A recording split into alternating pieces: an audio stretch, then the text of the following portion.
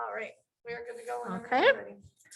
Like to call to order the Corcoran Parks and Trails Commission meeting of January 20th. Roll call. Anderson, Here. Christensen, Here. Streller, Here. Nybo, Here. and Meister here.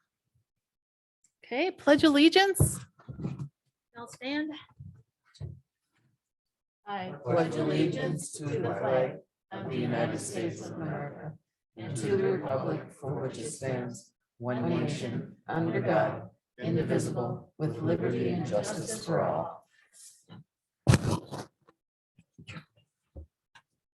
Okay, item 3, chairperson and vice chairperson election. Just like every other year, you guys get to elect your chair and vice chair. It's made by a motion. So Mayor wants to make one. Okay, could I have a motion? I'll motion for Tom to be chair this year, if he's interested. I second. I would be happy to do it. I feel like I've done this before. And He's quite good it's at it. not my goal to be the only person who does it. Well, you do such a great job, though. Well, thank you. And There you go. I've come to enjoy it. And Good. so Good. we'll I roll. appreciate it. We had a second. So, yep, we got a second from Judy.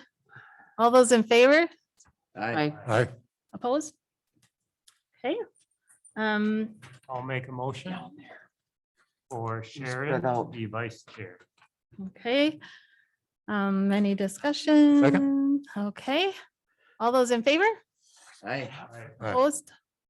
Okay. Thanks, everybody. Good job. Okay, agenda approval from way back in October. Crazy, huh? Yeah, insane. Oh, the agenda. October Minutes? 21st. Any questions or comments? You skipped over the agenda. Oh, I'm You sorry. went to the minutes. Oh. Well, now Agenda, technically it's Tom leading the meeting anyways. so- yeah,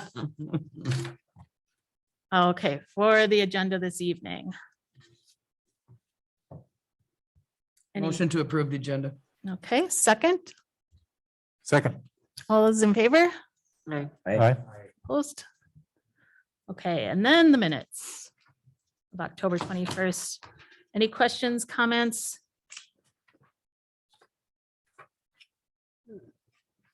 It was a long time ago. It was good to read them because Get updated Yeah. get again. updated as to, oh, yeah, yeah. Right. So Jessica, I think you did a fine job. I think. Hey, could I get a motion to accept the minutes of the October 21st meeting? So moved. A second? All those in favor? Aye. Aye. Aye. Abstain. Okay, you weren't here. Gotcha. Okay, open forum. And it does look like we have one person on the call. So if anyone on the call would like to speak, raise your hand now with the function on Zoom. Otherwise, we will proceed if no one raises their hand.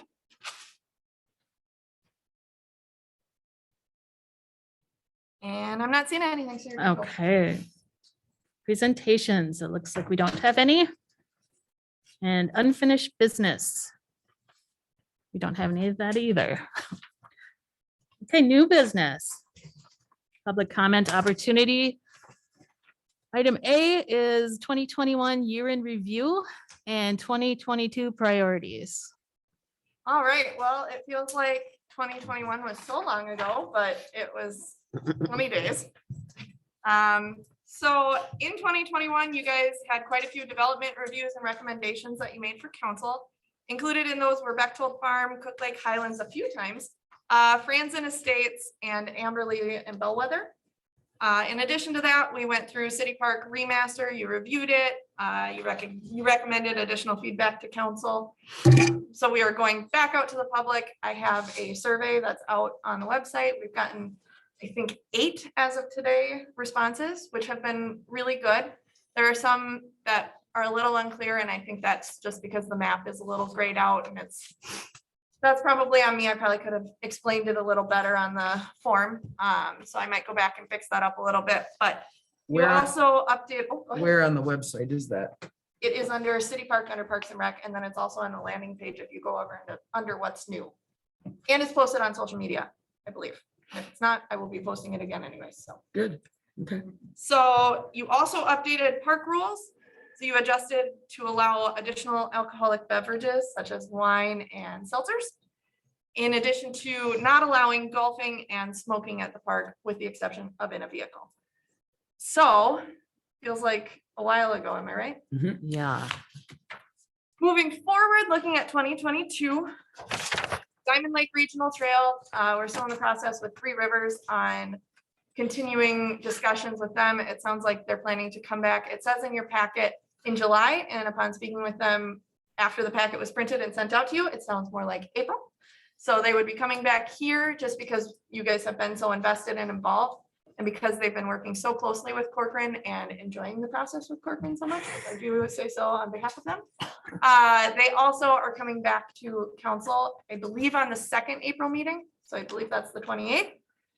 We're gonna look at Bellwether Open Space Park, specifically the boardwalk, get that RFP out there, really start moving on that. The City Park Remaster Project, finishing up with the survey and getting more finalized plans, hopefully going for the fall grant through Hennepin County. You guys have had me come to you for the equipment grant quite a few times. We've gotten, I think, 2 of the 3 that I've applied for. We're waiting for this 3rd one to see if we got it. Park dedication fund allocation, so looking forward and seeing the projects that are coming down the pipeline. So Ravinia Open Space Park, the actual trails in Bellwether, those are just a couple of them. Kind of deciding where you want to earmark and bookmark those funds, just like we have a better idea of financially where are we sitting, what kind of funds do we still have to acquire, and moving forward, hopefully on some of those projects a little more in depth. Park signage, this is one that has been on our list since I got here in 2018, so I'd really like to see this keep going forward.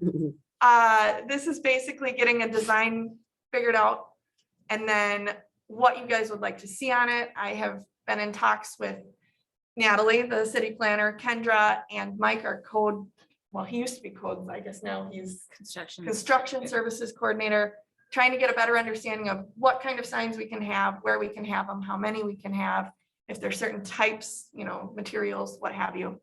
So that'll be another discussion. The memorial bench program, I'm going to circle back to that. We talked about it a little bit last year when someone came forward looking to put another bench into the memorial garden. And I said, hey guys, we have a lot of benches in that garden. Is that something you want to do? So getting a more solidified plan on what kind of benches, here are the options, here's the approximate costs. And moving forward with that a little further, the Wildflower Park educational signs. This is actually on behalf of Tom and Sharon really is the push. And I thought it was a brilliant idea. There are a lot of wildflowers out at Wildflower Park, hence the name. And so it would be helpful to kind of explain, here are the wildflowers, here's what you can look for, kind of like a game of I Spy while also still being educational, which we love. So the final one on there is development and park standards update. This was also brought to you in 2021. Kind of getting a better idea on what you'd like to see from developers, more of a amendment or addition to what they already have. But I know on the discussion, it was less so pocket parks that are kind of tucked away into a neighborhood, make it more accessible, things of that nature. So moving forward with those items.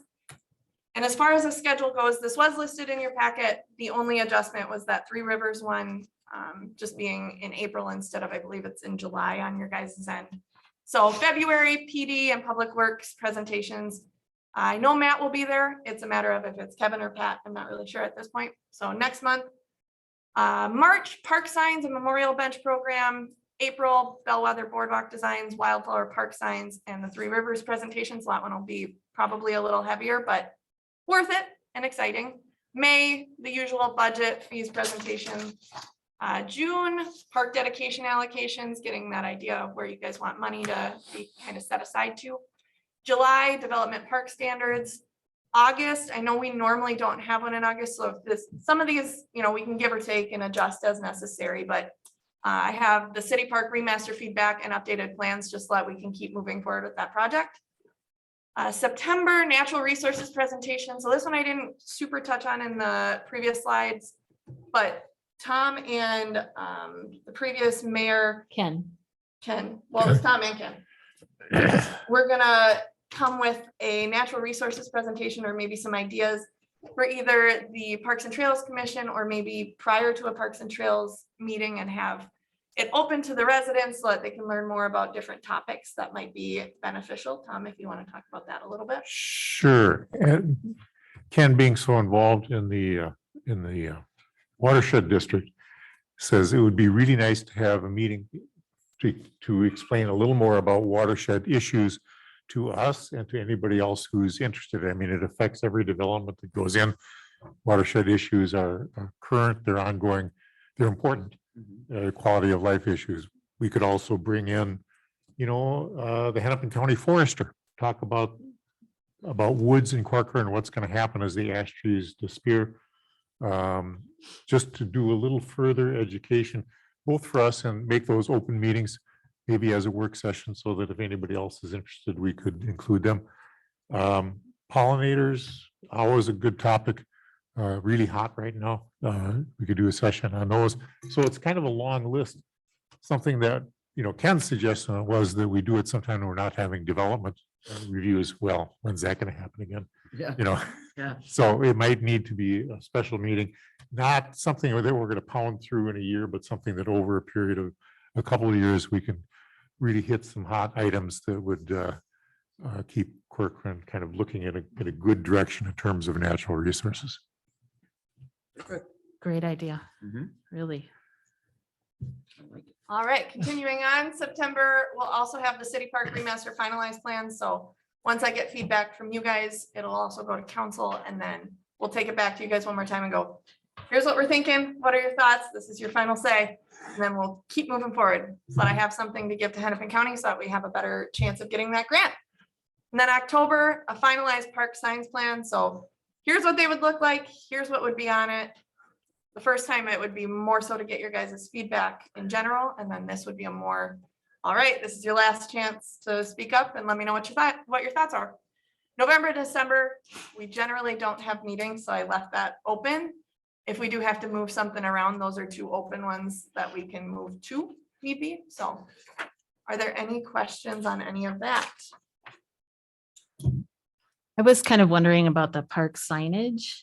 Will you be having meetings or are you just kind of doing initial discussions about that? Natalie, are you in on that? We had a staff meeting. So every first Wednesday of the month, we have a large meeting with pretty much everyone on staff. And so we talked about it last time. Trying to kind of go over some of what you guys were thinking. I think at this point, our code doesn't quite match up with what you guys are hoping. So I think it's going to be a discussion of, okay, what is it that we want to do? And what do we need to do to make that happen? So I think we figured out that the rules aspect, we could have quite a few of those Yep. signs. It was, the monument sign. yeah, so like Wildflower Park, that kind of sign, we can have one of them essentially. But it at might City make, Park, I think we could have two. So it's just yeah, figuring out which areas of land can have how many, where would be the most appropriate spot. And that would have to circle back to Public Works as well for maintenance and upkeep, just so that we're not in their way as well. But it's working with code and Natalie and Public Works and probably PD as yeah. well, because might as well involve everyone.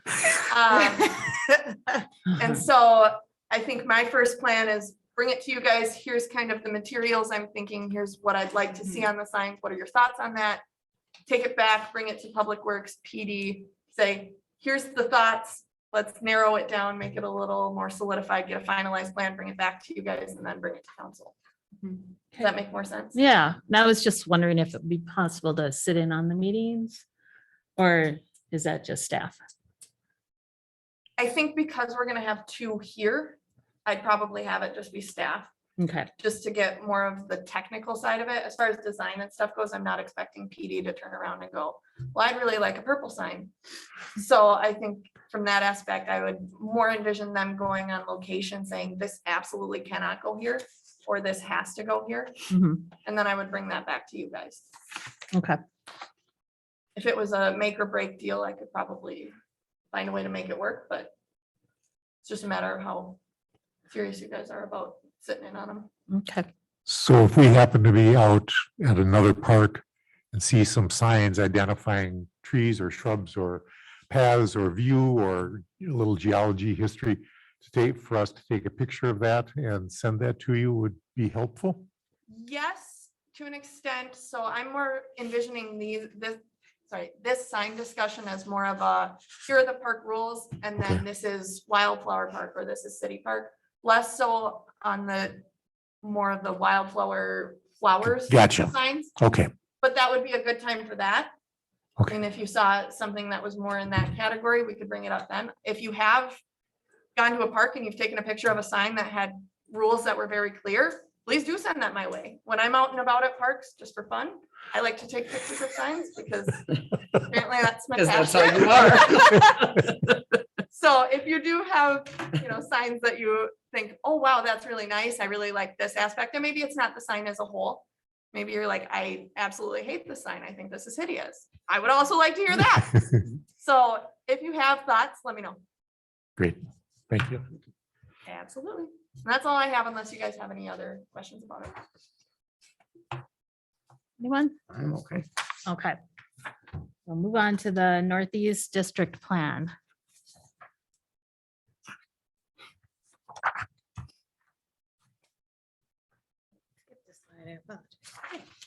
So thank you, commissioners, for letting me attend the meeting tonight to present to you the Northeast District Plan process, basically, that we're going through right now. So we were lucky enough to secure a grant from Hennepin County in the latter half of last year to proceed with our corridor planning. And at this point, this is just an update to try to get some feedback to inform a plan that we hope to present to council in May before the moratorium in the Northeast District expires. And I'll get into that in a minute here. So just to give you a point of reference, the boundaries for the Northeast District, to the north, it's our County Road 117 border with Rogers. The east boundary is our County Road 101 border with Maple Grove. To the west, it's our Metropolitan Urban Service Area MUSA boundary. And then the southern border is everything north of Shuddy Road. So to give you some further background, we do have an existing Northeast District Design Guideline Appendix adopted in our city code, and that happened back in 2004. What you're seeing here is a rough sketch plan that is adopted in our code as it is today. The plan provides about 2 pages of guidance, which is very minimal, especially as compared to what we have established for our Southeast District. There are also some inconsistencies between our district plan and the comprehensive plan for 2040. So updating the district plan was identified as a priority last year. In addition to that, the council put a development moratorium in place until June 10th of this year.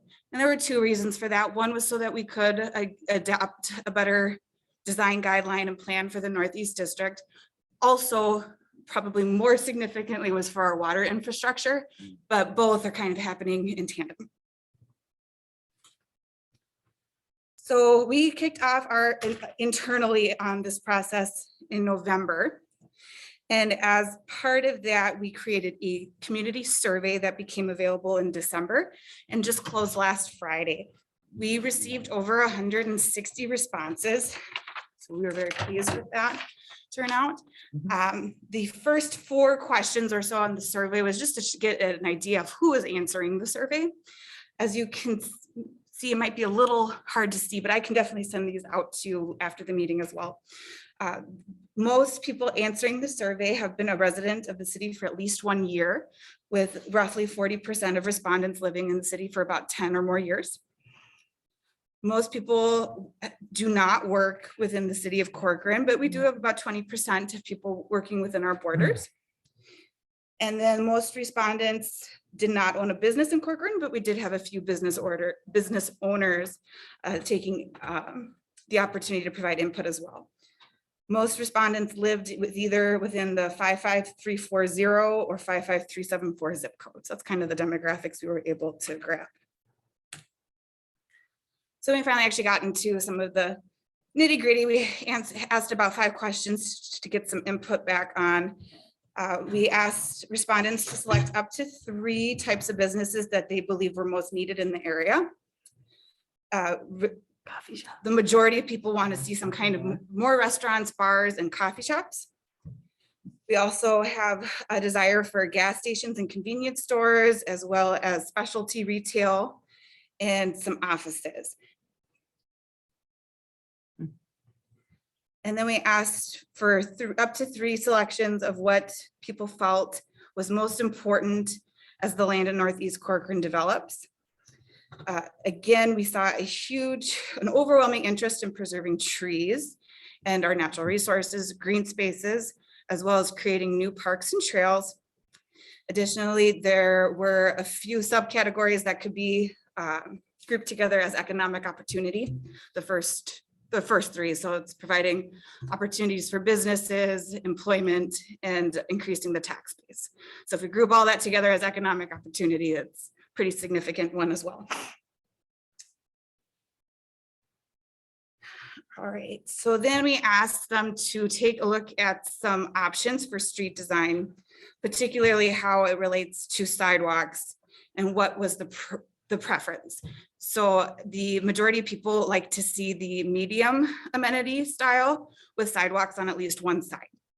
That does slightly vary from some feedback we got at the open house, which I'll go into in a little bit here.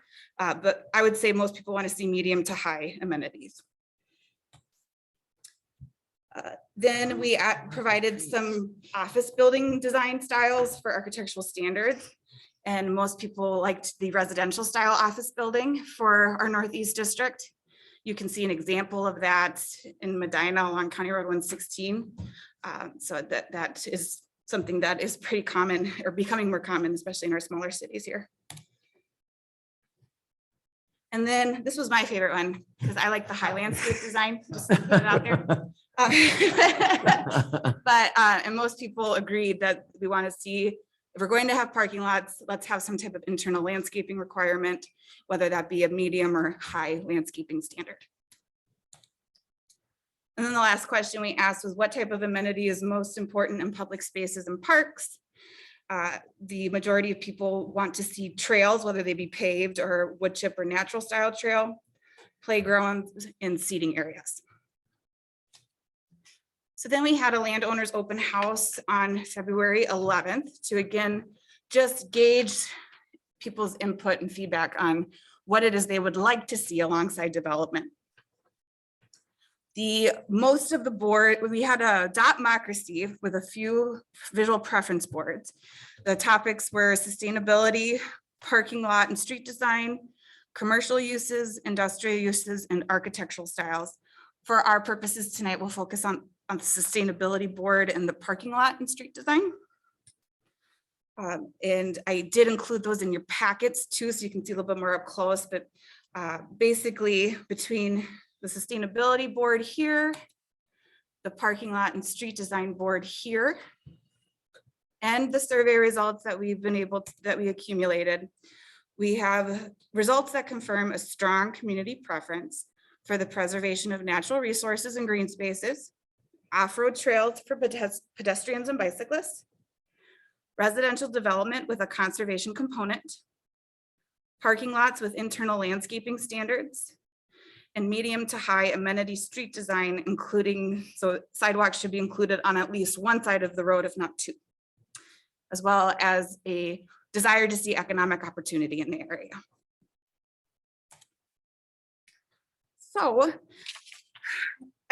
with the focus on trying to preserve green space and the desire to see parks and trails, really staff believes our 2040 plan, as shown here on the left, does really align with what people are wanting to see. So we're right on track. I also wanted to include that picture on the left, which is, sounds like you guys are aware of it. It's the Diamond Lake Regional Plan fat marker line. And if you could see, it does actually pretty line up with our own off-road trail that we were thinking in the same area. It's one of the orange lines that kind of cuts through the OS&P circle.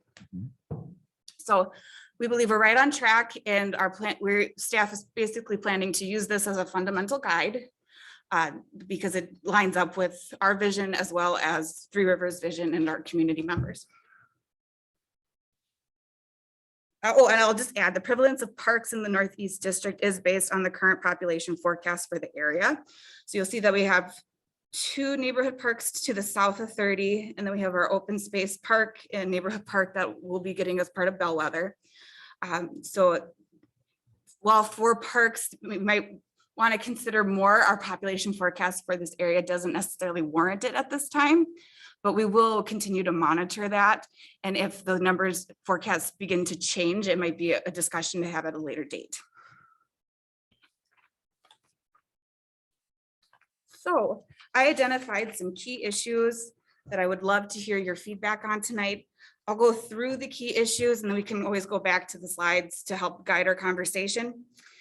The first item is sidewalks and trails. The city currently requires sidewalks on at least one side of the street with all our new subdivisions. As part of our internal process, we have a very rough plan, as in, again, this was in the packet. But on the right here is a very rough plan showing new street connections that our public works and engineers have identified, and we are working with Hennepin County to make sure that we can get all of this that we want. So it's a very rough plan, and we would love to hear if there are any streets in particular that you believe would be major enough that we should have sidewalks and or on-road trails on both sides of the street. Or taking it one step further, should we require, how do you feel about requiring sidewalks on both sides of the streets for all new subdivisions? Would be another question that we could consider tonight. Additionally, we would love to hear your feedback on a park amenities, especially because the neighborhood park for Bellwether will be something that comes in front of us in the next year or two.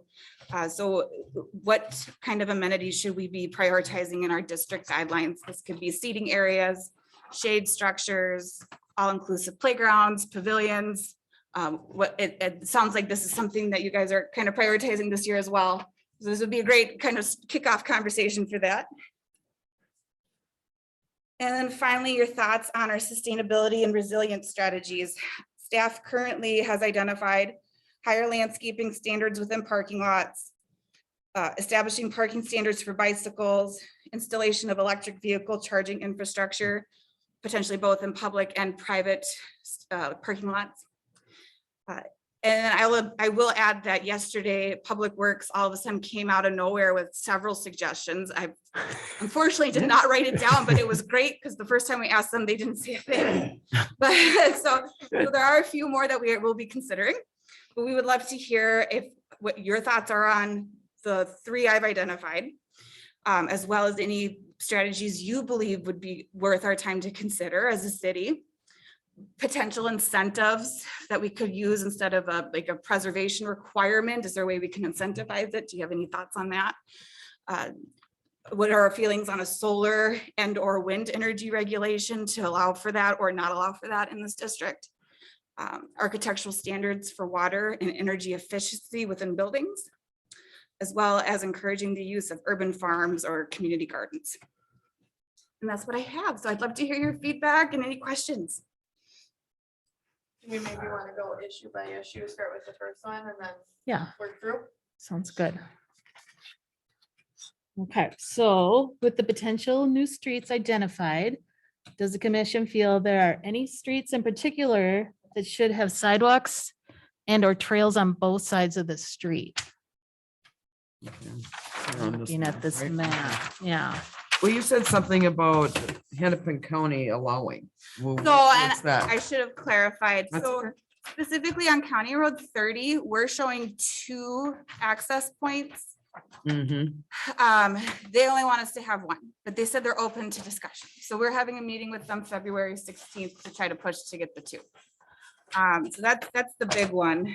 And isn't that purple area, there's no key on here, but is the purple like a Sure. commercial, more commercial? Yes, Or light in? I believe there's a key on the map. I had to kind of cut it off. No, it's okay. PUD. Yeah, so that's our mixed use area. I I see what I did. I apologize. I have a different map. I can pull it up. here in a That's okay. second. I don't know. Need to flip.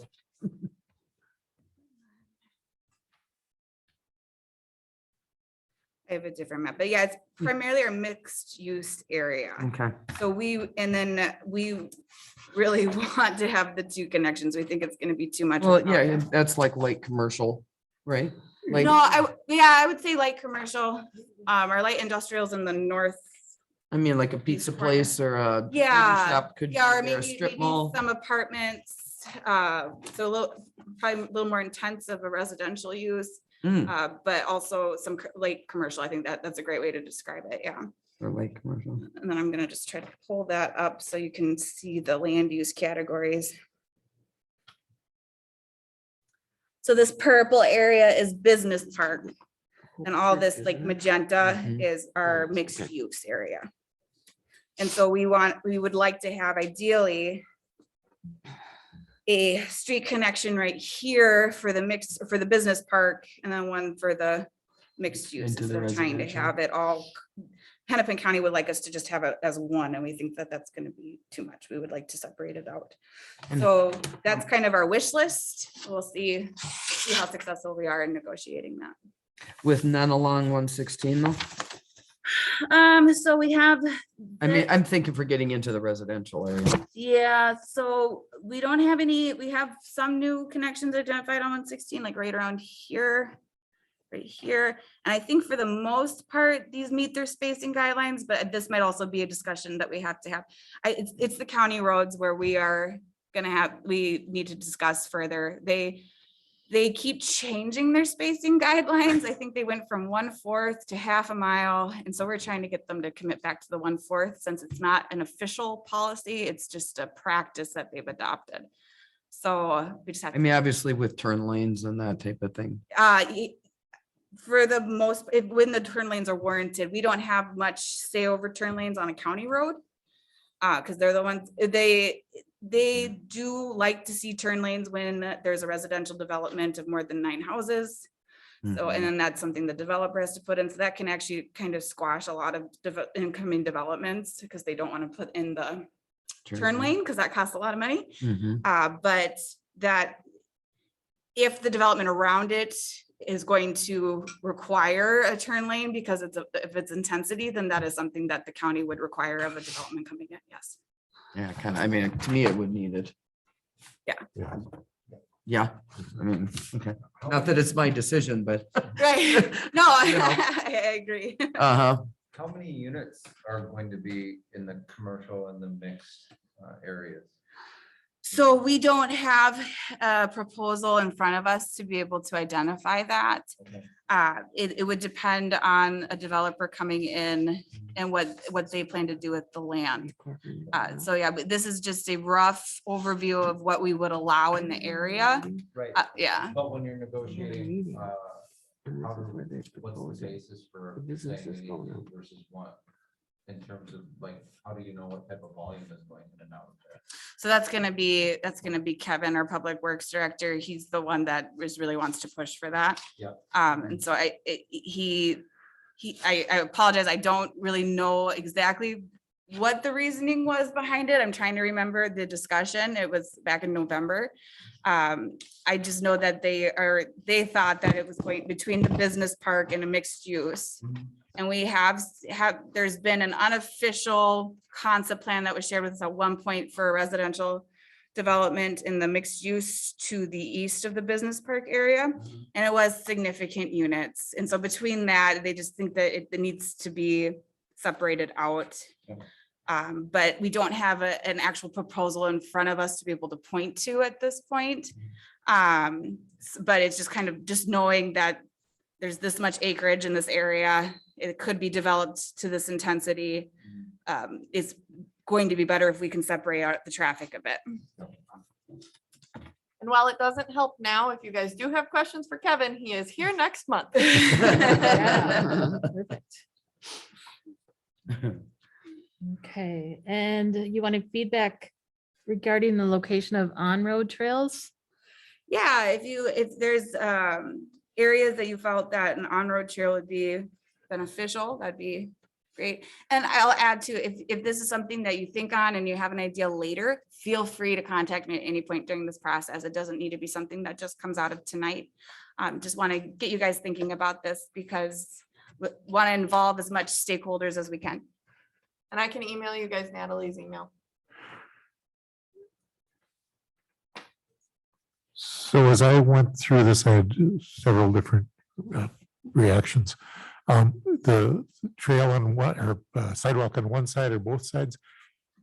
My feeling is just that in general, one side is fine, Okay. excepting under those sort of special circumstances where in the design we say, well, if you're bicycling from here to there, either you have to cross here or you have to cross there. Or if we had a trail on both sides, you wouldn't have to cross at all. Mhm. And so sometimes a sidewalk on both sides, it just works better. It means kids cross the street one less time. If it's a cul-de-sac road with six homes, it doesn't matter. Right. But if it is one of those entry points onto County Road 30 with a lot more traffic, then it's a much bigger deal. And then it just works better to have two sidewalks. Sure. But that's, it's a case by case basis. No, I couldn't agree with you Just more. right down at Yeah. that planning level for us to be able to say to a developer, we really need these two sidewalks here because it's a bicycle haven. Perfect. That's what we do here. And then somewhere I read talking about a divided highway with something that looked like Maple Grove Parkway in Maple Grove, which is County Road 30. And We're talking about a visual preference for it. visual preference. This is kind of all This over. one right here. It was that one right there. And, I have to say that Maple Grove Parkway has been a disaster. Okay. They have- Fair enough. They have replanted it about 5 times and they must have spent just a gazillion dollars on it. Yeah. And it has been unsuccessful. I have kind of two reasons that I would say is they've tried to make it a more formal garden. Well, first they had a curb and gutter, and then they had to water what's inside.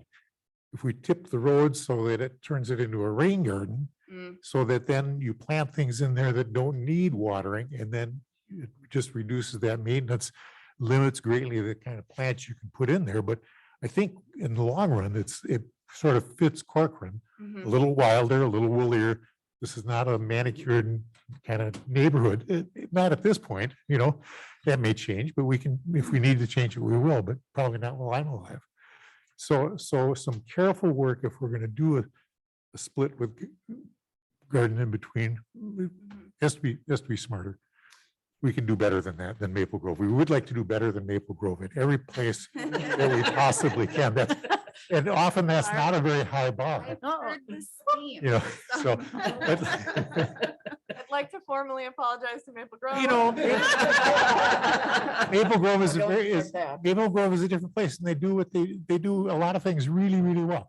They're also they have this huge commercial base. They have just a ton more money. They have many more options. It's not a big deal in their annual budget to replant the boulevard. It would be a huge deal in Corcoran. Mhm. My goodness, No, So Fair enough. and then all County Road 30 is my bad example, but boy, some of that development is so close to the road Mhm. that when it needs to widen a little more, it's gonna have people driving through their backyards. It's just, development is too close to the road. Well, if you go down to 10. 10, my God, you got that that 4-story building about 30 feet off the road, and that road is not gonna get any narrower. Wider. It's just pull your hair out. Commissioner Anderson, to clarify, we're talking about the county roads in Maple Grove. Or Maple Well, it's in Maple Grove, yeah, Okay. but should not duplicate 101. 10 and 101-ish. Yep, right Okay. there. Really a busy road now that's going to get busier and their development is just too close to the road. Okay. The other thing is that if we look at, if you so strong preference for maintaining a rural feel in Corcoran. And I think Bellwether is our bad example if you're on County Road 30, because as you're driving east towards Mama G's on 30, you look across the wetland and you see Bellwether, and those lots are right up against the wetland. And so they are never going to develop a wooded space to block the view, or at least really slowly. It'll be willow or just other Yeah. kind of swamp trees. And so if we can, on our main thoroughfares, increase that buffer distance so that we have not only room for another lane in each direction, but then also enough space and a requirement that that be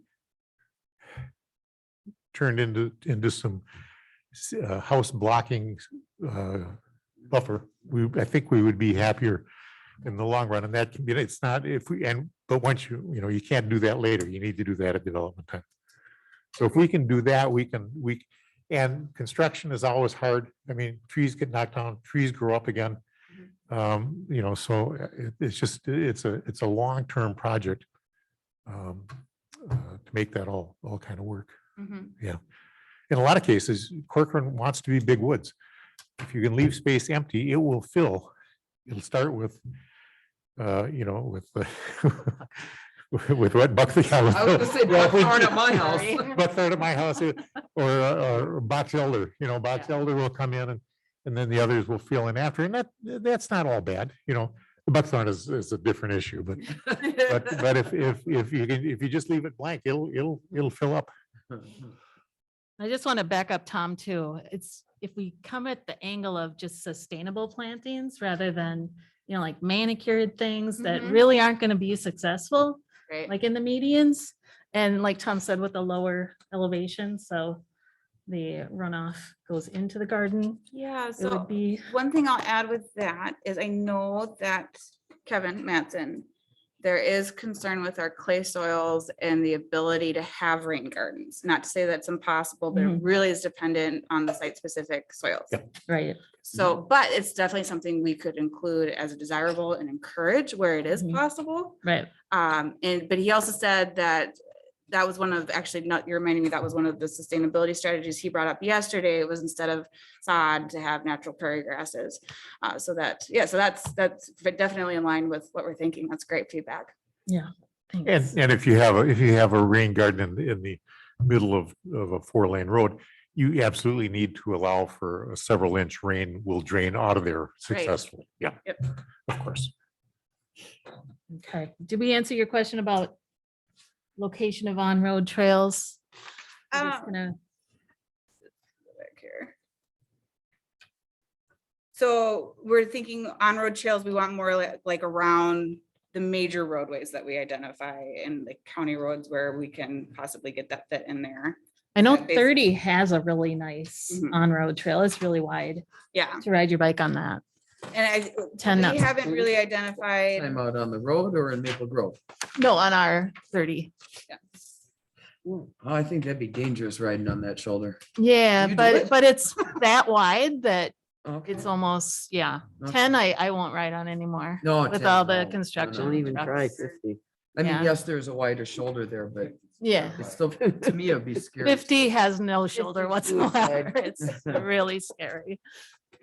So yeah, part of what staff would still needs to work out with our new street connections is which would be major roads. So that's something that we'll work through. But I think what I heard from Commissioner Anderson is that it makes sense to have it in some places where we identify it as a major roadway. Mhm. But other than that, with our smaller streets, it's okay to have it on one side.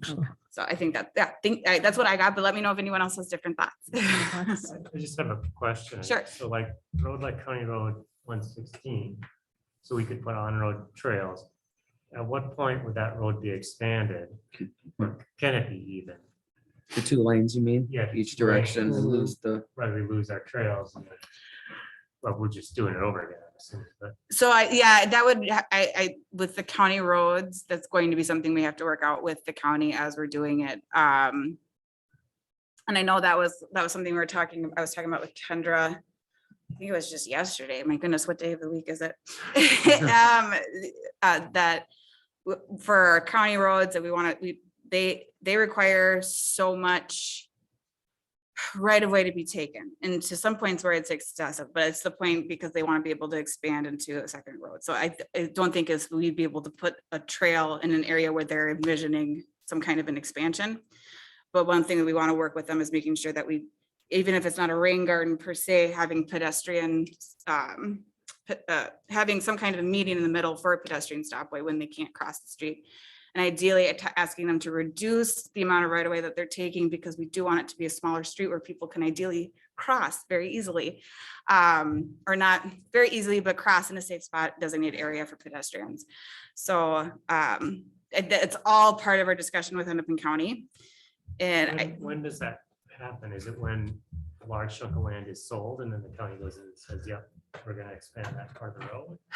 so And then we can have the trails. to some extent, it's when development comes through and the numbers projected for the development require some kind of road expansion. That's it. And then there's other times where Hennepin County will identify a project that they want to take on and they'll deal with the expansion themselves.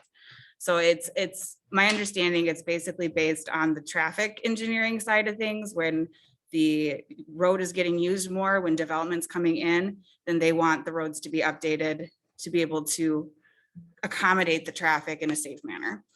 With 116, with all the new houses going in, it's traffic already is pretty heavy there. So I imagine that would probably happen sooner rather than later. Maybe we need to plan around that.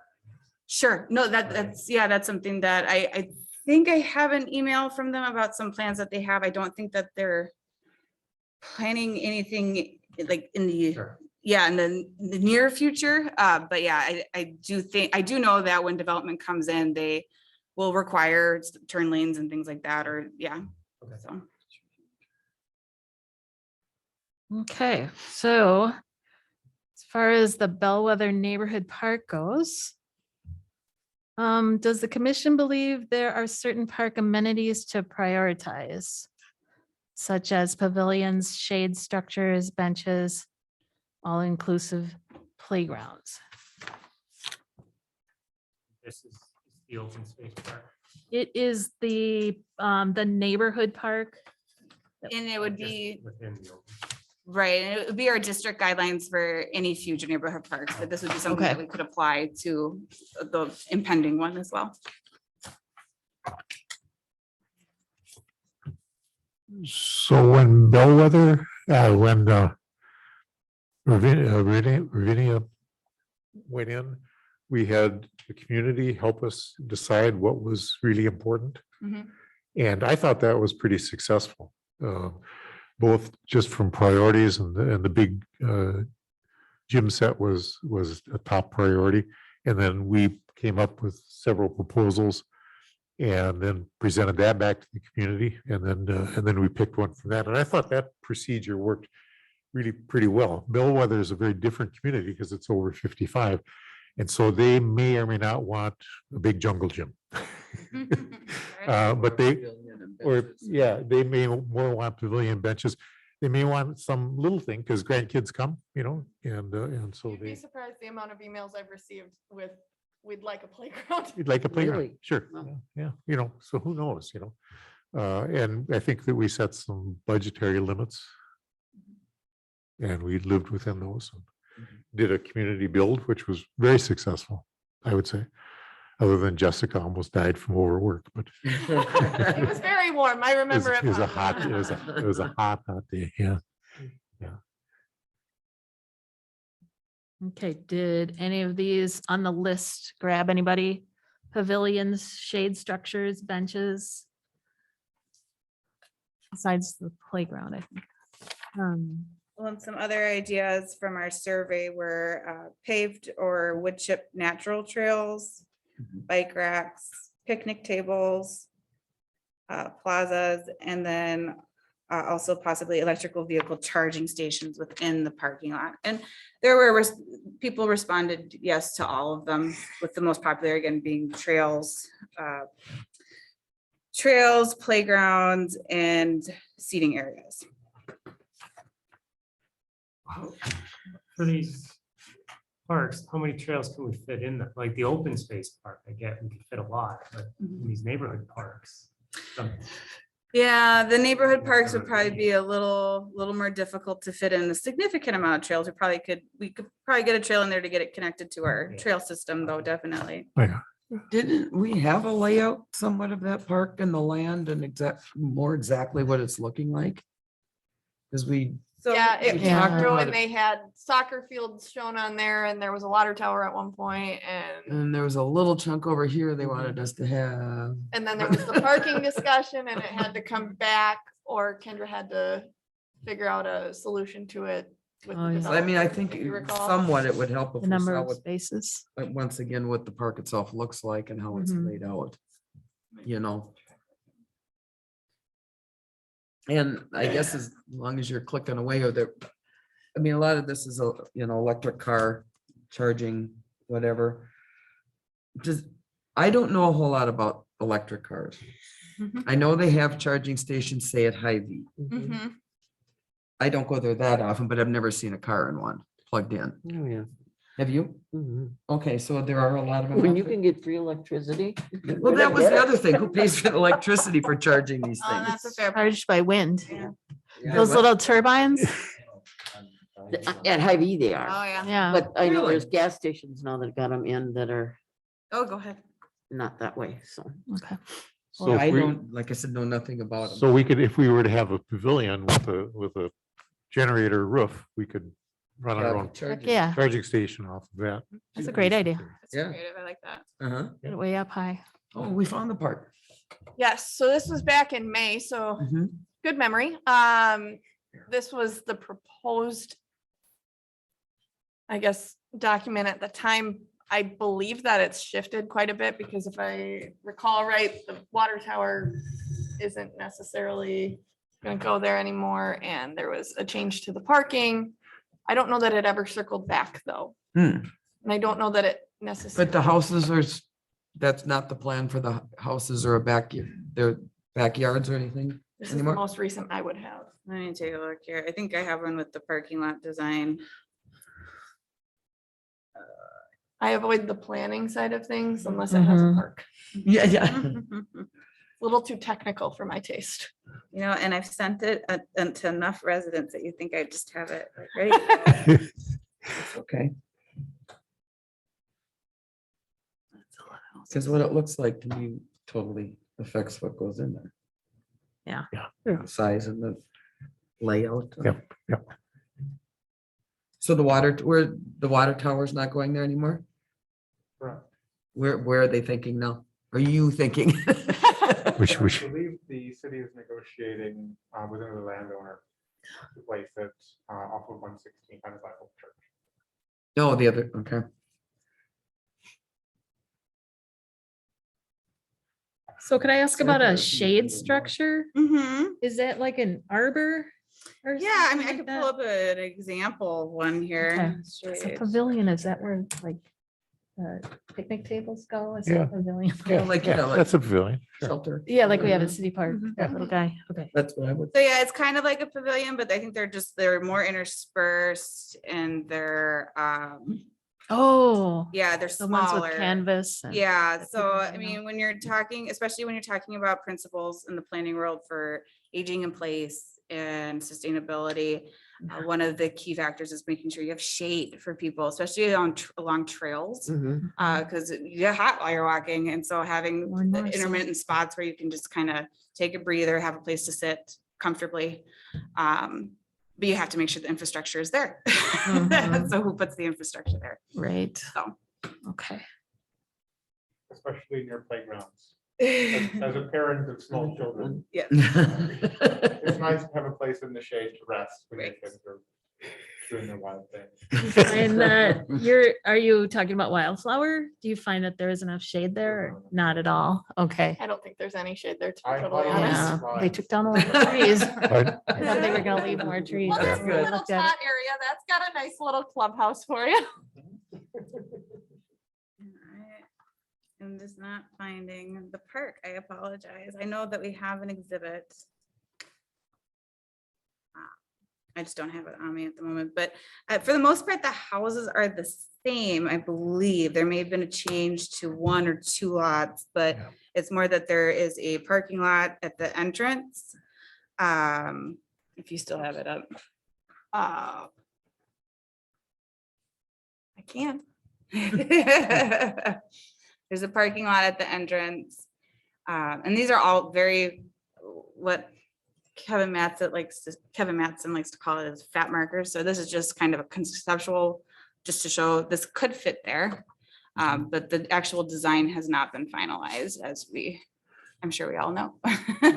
So there's still room for discussion, but I think, yeah, basically there's a parking lot shown at this time to the northeast of the entrance. Yeah, right there. Yeah. And then the play area is kind of shifted a little bit to the southeast.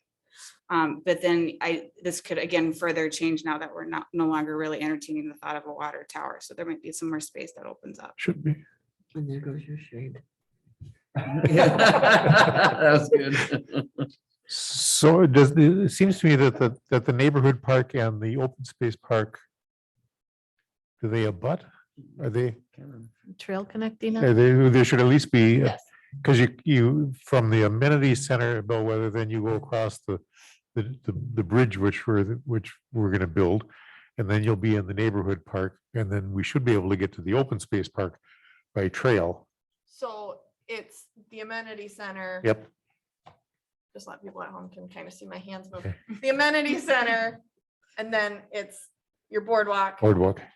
open space, and then it's gonna be the trail kind of connects from the open space in that wooded area to the neighborhood. To the neighborhood park. Okay. So you can kind of see it. And correct me if I'm wrong, Natalie, but this is your open space park where the trail will be in here. And then this is your neighborhood park to the Okay. Yeah.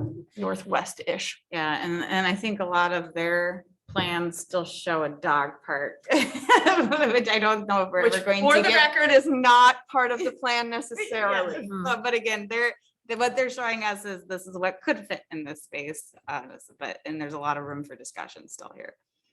I have gotten emails going both ways on that. It's a very contentious topic. I suppose. I mean, because I bet a lot of people over there have dogs. Or maybe not. Like in that area. Yes, and Older actually I people with did get an small email that I was going to parking. share with you guys at a later time during the meeting, but now seems like the appropriate time. No offense. to No take over worries. your- No. I got an email addressed to all of you and Commissioner Hoffman. And they essentially said that they would like to see a dog park there, as a lot of the residents that live there do have smaller yards, so there isn't necessarily a place for their dogs to run and play. This specific couple, they are moving into the city from, I want to say Florida, but I could be wrong on that. Anyways, their home down there does have a dog park in the neighborhood, and they said it's a wonderful amenity to have. It makes it so much easier. Our dogs can run and play. We can socialize with other dog owners. I think it's keeping in mind the different perspectives. You've got people who do have larger yards in Corcoran and those that do not have as large of yards. So it's kind of that differing community and what they value. So just something to keep in mind for future. Yeah, absolutely. I know I'm gonna turn it back to Natalie and you guys. Thank you. Okay, did you get enough input on that, Natalie? Yeah, I think so. Amenities? Yeah, and I, Sure. yeah. I And just let- want to yeah. make a point. Sorry to interrupt you. No, go I'm for it. closing out.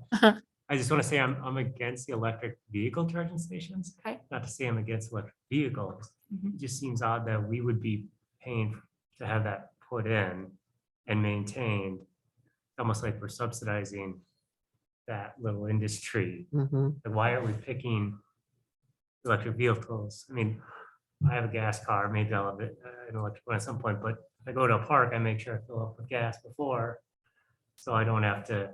Charge there. Right, yeah, it just seems odd. Run I out, yeah. don't know why we would be doing that.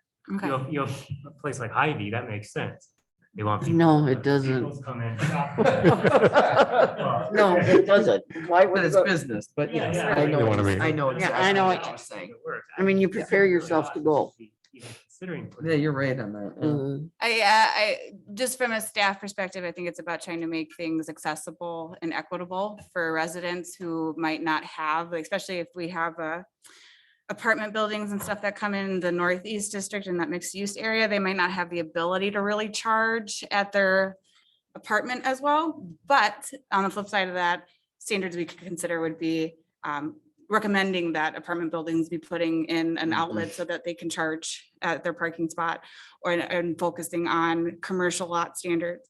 But yeah, I think it's just, it is, Hennepin County has identified electrical vehicle infrastructure as a priority for them. So it was just kind of working, especially since it's a Hennepin County grant. Yeah. So it's just kind of like working with, okay, well, what ideas could we incorporate here?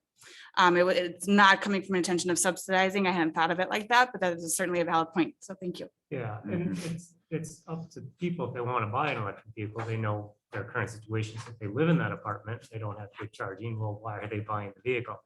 So I don't know, it just seems odd for that, but I get that, yeah, we can certainly consider it. I just, What does in my the opinion, no. Hennepin County grant say? What's it for? Like, we've done it for equipment before. What is this grant So actually? it's for corridor planning. So I tried to keep my application for this very open so that we could have room to play with. Mhm. But yeah, they wanted us to address things like sustainability and pedestrian safety and things like that. So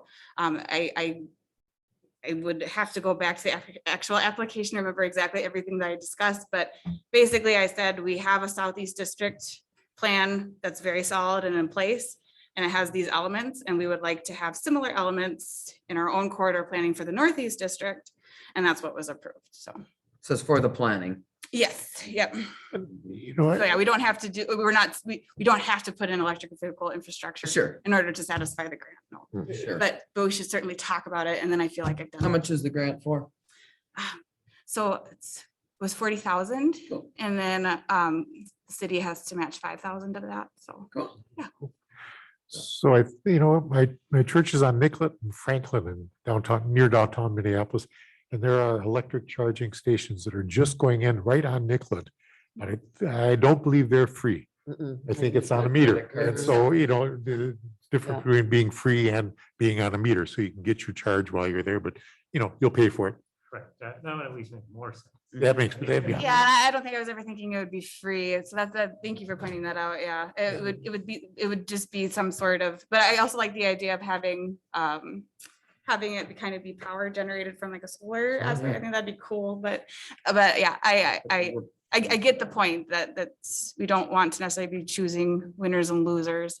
But I also think as a planning standpoint, we want to encourage the behavior we want to see.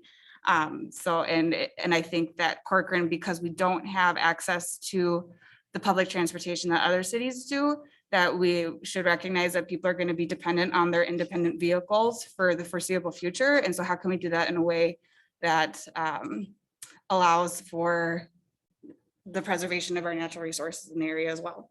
So. Point.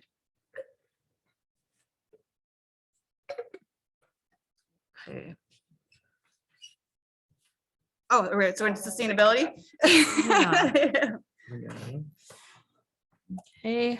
So then piggybacking off that, our sustainability and resiliency. So any other feedback that you have on those strategies? I'm sorry, I'll get back onto. Here we go. So we have some input on the EV structure. Did you have any thoughts on the landscaping standards within parking lots? Did we like that, not like that? One with just the parking lot would be much easier to follow. That's exactly what I was gonna say. They look Yes, beautiful in public the works. summer, but in the winter time, I hate them. And we are a winter state. Yes. There is nothing that ruins a park more than a wide open park. Mhm. So true. Yeah, I agree. Might be worth it. Both good points.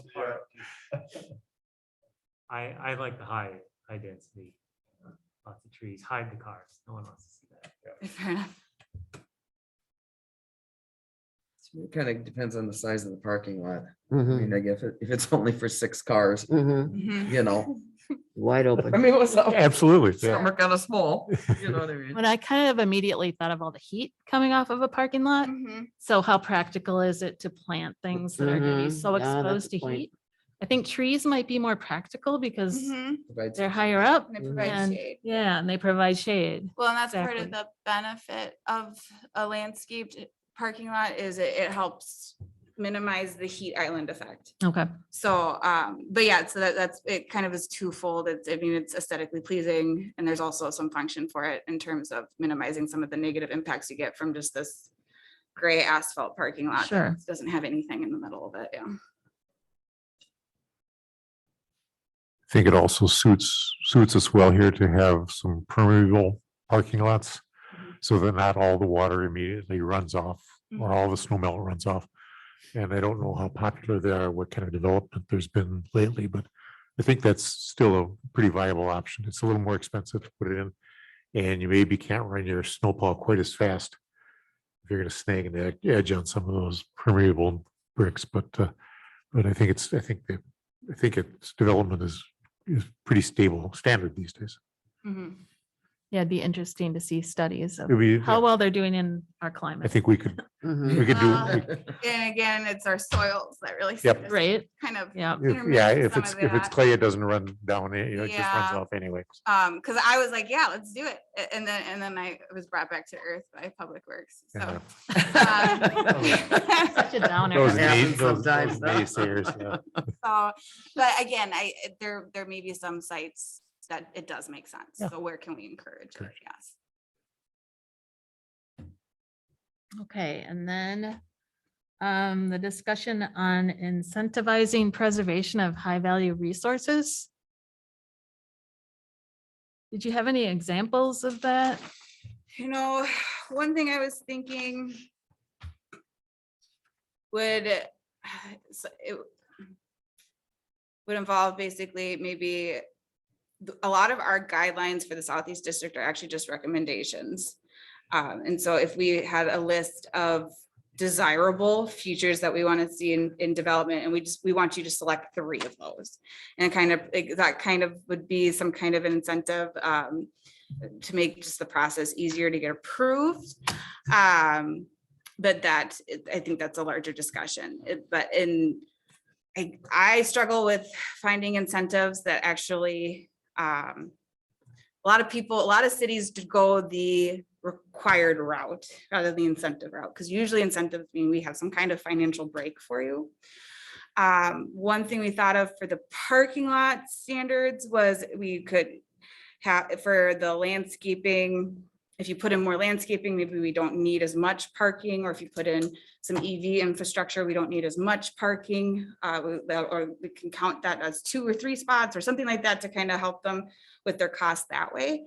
But as far as some other ideas, I think it's going to be much more of a discussion that we haven't really had internally quite yet about some potential ideas and some other examples elsewhere.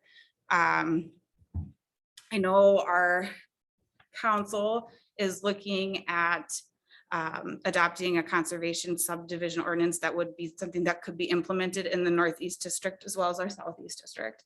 But that basically would incentivize developers by kind of taking away some of the uncertainty of having to go through a PUD approval if they're willing to put a 25% of open space into a permanent conservation easement, I think is how we worded it. So I think things like that would be where we're at right now in terms of brainstorming.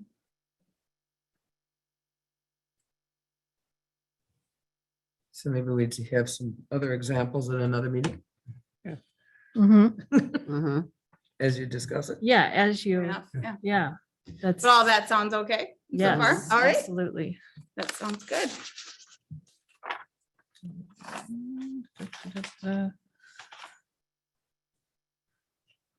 Okay, we talked about landscaping in the parking lot to minimize impervious surface, establishing parking standards for bicycles and EV charging infrastructure in public spaces. We touched on that.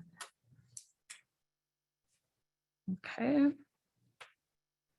I have a quick question. Mhm. Are we allowed to adjust the park dedication fee value if it's higher value land? So if it's old wood trees or something that we really want to keep, it's so much we get when they come in and there's a value on this, and they cash and give us land.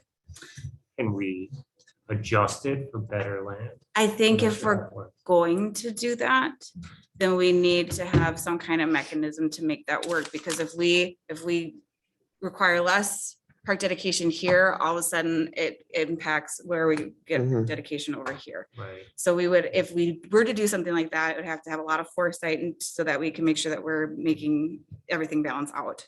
Yeah. I think that is part of discussion, I think, because you guys are talking about it as a priority, park dedication fees, correct, this year? And then I believe council identified that as a priority this year as well. So I think it's something that we could definitely discuss, but that's not an easy yes or no. Yep. Mhm. I get it. I can chime in a little bit. So last night, the council had its goal setting session for the year, and one of the things that we discussed was based on the sizes of the parks that have been developed recently, they're trending toward the smaller edge of the size range. And it might make sense to look at what we would need to do to ensure that on average, we're hitting sort of that midpoint for park size. So whether that means being more stringent in our requirements for taking land rather than dollars to get closer, maybe buying land preemptively where we want to put parks rather than doing it as part of development, where we don't get the first pick necessarily as to where it's going to go. So we're looking for ideas and input to ensure that we get high quality parks where you guys want to go. Which I think kind of goes hand in hand with your guys's idea to set more suggestive means of, hey, this is what we want from a park. We want it to be more on an on-road, more accessible, larger amount of land. We want more usable space. Mhm. I think it kind of goes hand in hand with the council's goal setting from what I'm hearing on both sides. Mhm. And I don't know how familiar you guys were with all of that. It kind of came at the end of Brad's reign, if you will, and then he left, and then it just kind of sat there for a second Mhm. while we all mourned, if you will. Yeah.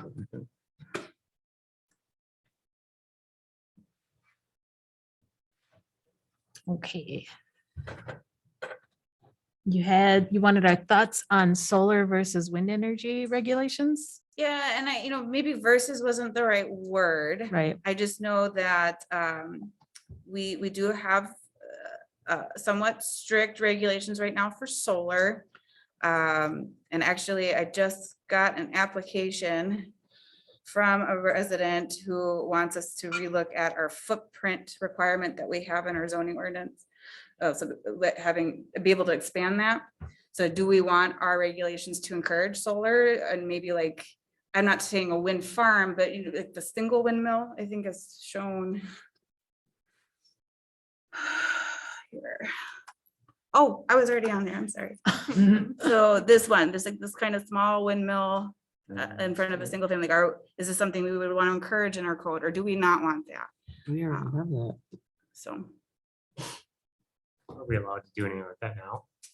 I don't believe we have a lot of leeway for wind energy. We do have ability to put rooftop solar on residential, yeah. You'd think with a farming community, wind would be. Well, More Corcoran's the accessible. other Windy Cindy. Yeah. Yeah. We all know that. Oh, you can't see my mouse, Okay, okay. you have to do it. Yeah.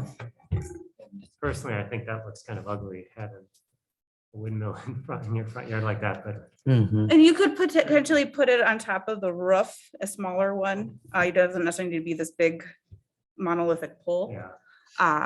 And we could put that in the standards, if that's something that we would prefer to see, something smaller on top of the roof versus something like a flagpole in the yard. Yeah, I mean, I would say we should be more lenient towards that. If Mhm. someone wants to put solar panels on their roof, well, that really doesn't impact anyone else. Yeah, I think our biggest restrictions with solar are the ground mounted array. Okay. that makes sense. Yeah, and that's something that we're gonna be asked to look at with an upcoming development application, probably in March. We'll have a public hearing with the planning commission on that. So, but yeah, I think it's just the idea of, is this something that we want to encourage, or do we want to stay away from it? We have those on Sterling Road. We have wind towers. This is just as it pertains to parks, though, right? Not necessarily. Well, actually, this would be, I'm looking, you guys are a stakeholder, a key stakeholder. So this could be parks or residential. Okay. Asking you as both commissioners and community members, so. The more we encourage that with people's own residential properties, I think there's nothing wrong with that. Sure. In terms of putting in a park, there's a lot more that goes into that. Oh, for sure. right, and Yep. Costs and all that kind of stuff. Yeah, just some thoughts.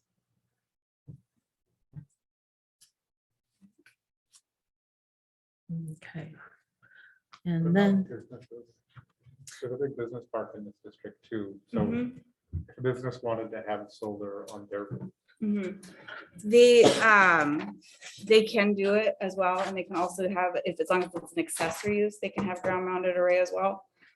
We don't, right now, we don't allow for solar farms at all.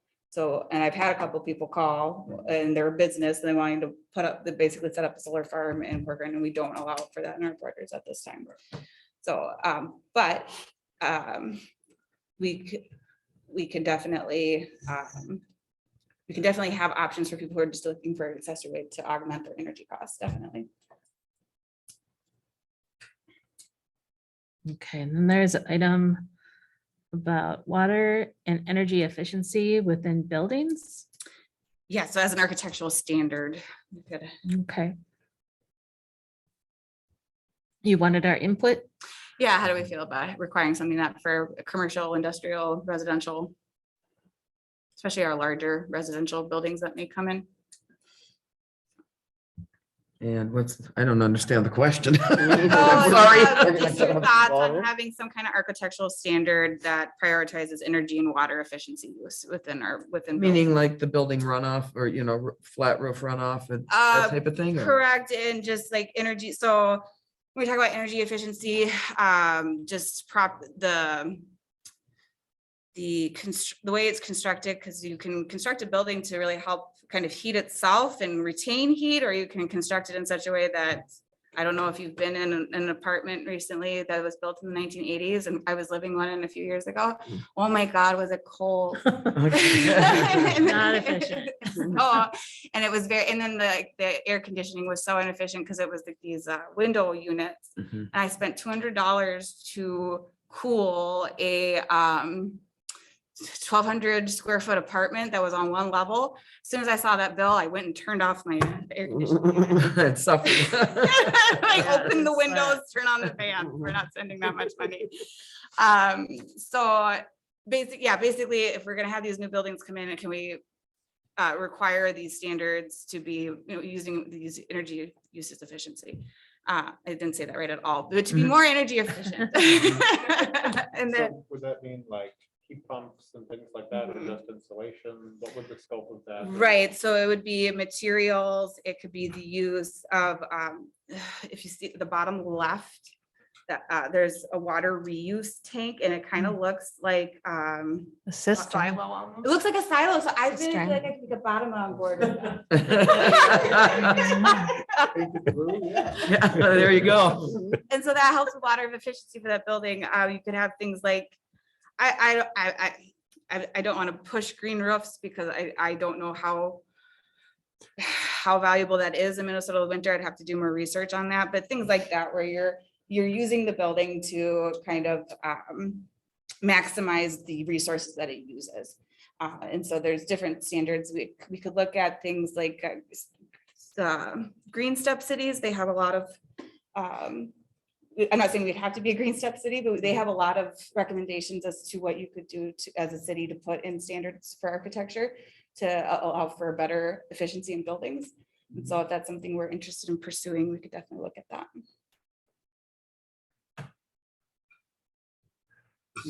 Yeah.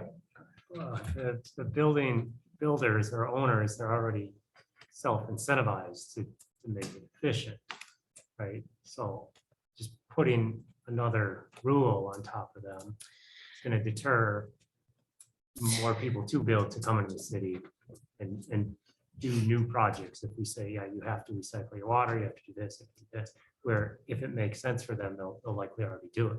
To some extent, a lot of if it's a business coming in that's developing the building, I see what you're saying. If it's a developer who's speculatively developing, they're just gonna build what they want and Slap get it out. up. Mm, Yeah. Don't care. Well, they do care though, because the buyers, they want to know that it's not just a single pane window, right? So they still need to sell these things, even though they're speculating to put them up and sell them. So that they still have an incentive too. They're also trying to cut costs where they can, so I understand. Right, because you could have a very high quality building and then one that just meets But we minimum also need- standards. We also So, need some lower quality buildings though, so they are more affordable. I mean, isn't Mhm. housing affordability a really big thing right yes, now? it is. And Yes. if we increase the cost of building, we're actually hurting that issue too.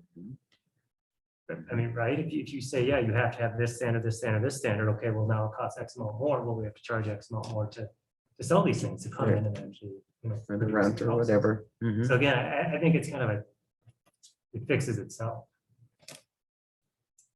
Well, I will add that I've had a couple of comments from residents who don't want to see any development. So I feel like. Only a few?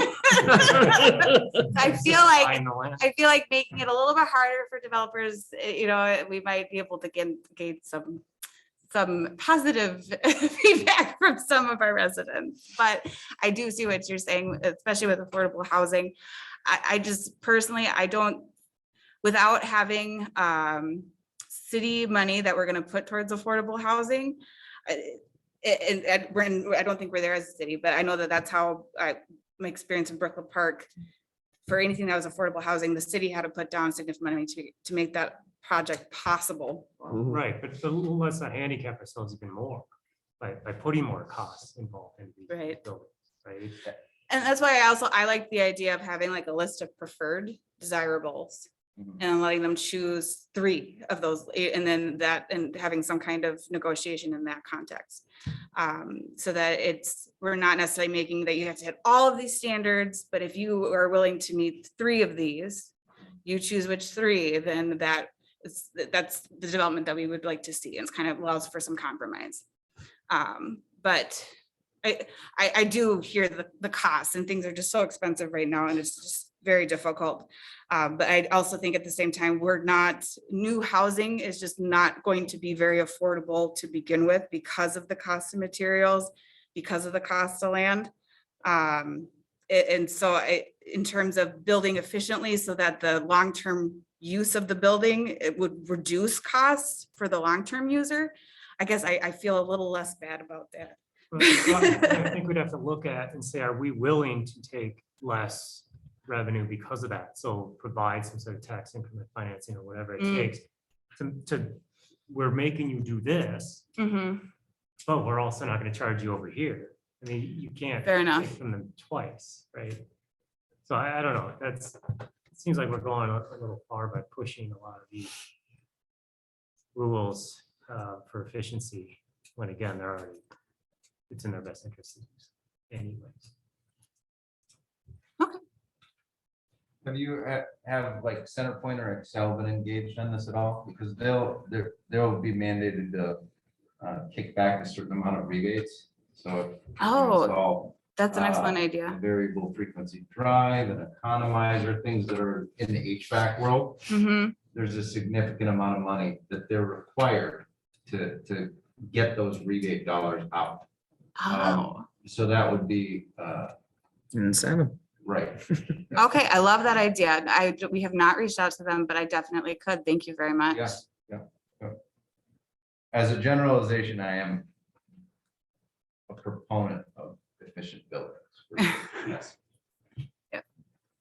I am too. I just. Of course. There's a fine line. we have to walk. Definitely. Okay. Is there any desire to encourage the use of urban farms and community gardens? Don't we have a lot of those in this town already? I'm not More sure than about the right. community aspect. Community gardens, yeah. Yeah, I think. Absolutely. Ab- Do you have one with your church, No, a community garden? We don't. Okay. But we've got big houses on small lots. It seems inevitable within its, if we can make it, we have to make it pretty much self-sustaining. But I don't know what we would need to provide as a city to encourage some encouragement. If you have a community garden, you have to have a water source You do. for watering it, Fair enough. Mhm. and I don't know where the water comes from. Mhm. At this point, it's a well, but you know what I Kevin, mean? yeah, In those areas, Yeah. or who pays for that water and things like that, I don't know. we can put it next to the dog park. Yeah.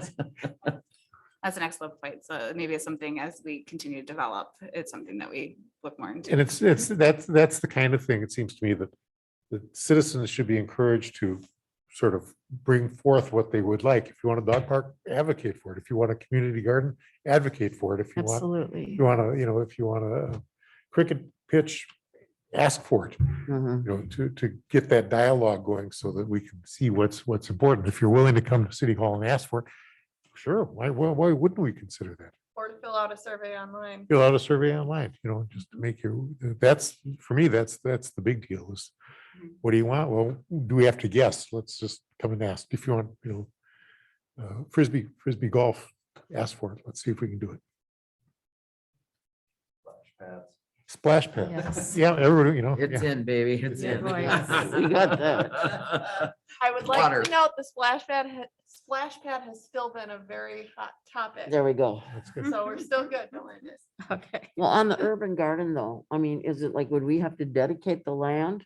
Or how would you start that? I mean, I know there's a million of them out here already, I know that everybody's doing.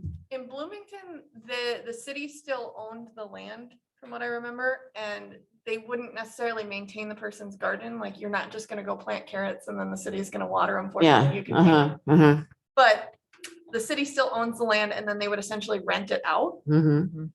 And not that they're necessarily making money on it, No, covering the cost of, prepping it, the water source, things of that nature. But from what I remember, the residents still had to bring their own like seeds and stuff. And it could also be just a matter of making sure that our code doesn't prevent private community gardens as well, or it doesn't hinder the development of them. I don't see anything really specific in our code, and I'm going off of my knowledge working in Brooklyn Park. They had code that specifically was meant to be able to encourage the use of community gardens where feasible, whether it was private or public was a different story. So it could be some kind of mix of, is that something we're interested in as a public community garden? Or is it something that we want to work with developers as they do residential developments to make sure that it's a component? okay. I mean, people out here, they buy the land and they don't know what to do with it. And so they rent it out Fair enough. to everybody from the city, and they drive out and they make their own gardens, So, Like I a just- farmer's market kind of well, truck yeah, garden. kind of. I mean, Yeah. just take my house, for example. The newest development that was in, I've already had a whole crop of hemp, which they didn't make any money on, so they came back after they couldn't harvest. They harvested it, brought it back and burned it. Uh-oh. That was a good day. That was a good night. Well, I hope they got a burning permit. They happened to be roofing my house on the day they lit it on fire, so That was, it was interesting. And then, and now this next crop, I mean, the next one, they've got plotted it out and did it again. And there's many, I mean, you guys aren't dumb, they're all over Corcoran. Yeah. So I don't know if that's what you're saying is an urban garden or a community garden. no, it's more like you have little plots and people rent them out. Yeah, And exactly. That's like my garden, and you can do whatever you want with the vegetables, bring Yeah. them home or donate them, or Mhm. they have a huge one at Lord of Life. Oh, And I okay. think they contribute a lot to the But is that one like food it's shelves. urban, or anybody can go there? Um, How does that work? Yeah, I'm not. I don't know positive how these they work. do it, If it's just I'm just people in looking the for church. advice here.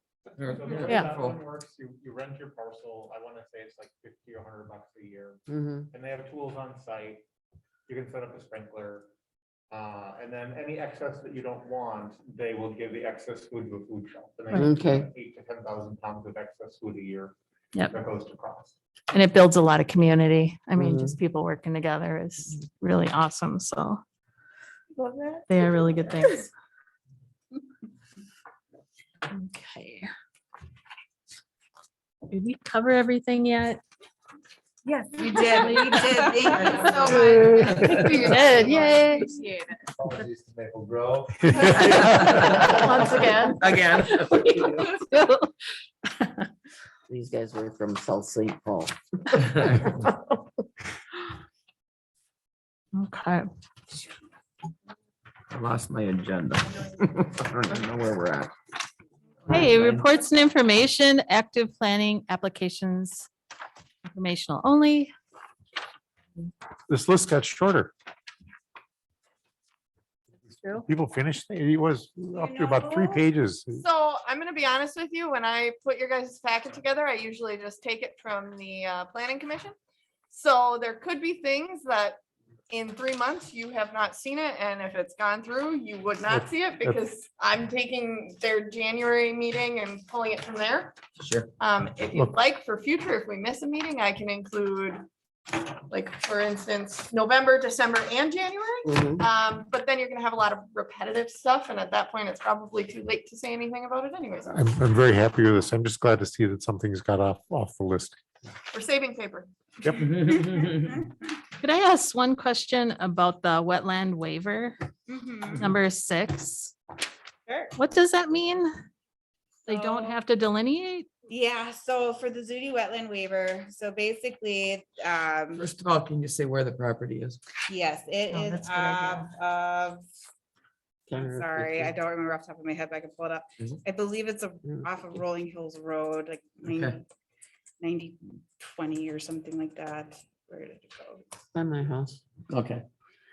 I can even probably pull it up. Okay. That's fine. She knows, or, 50 and It's by Rolling Hills Judy's. Road.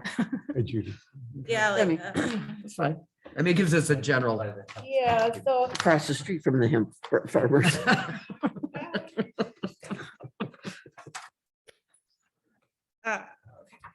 Just waiting for this to turn green. Basically. I know it's red and it needs to be, Press and hold until it's blue. Or not, it was depending, is green right? at one point. I screwed it up. Is it just on the H drive? It is on the H drive. Oh, there you go. Oh, got it. Okay. So the concept plan. Oh, There it is. There it is. That was on my end. My apologies.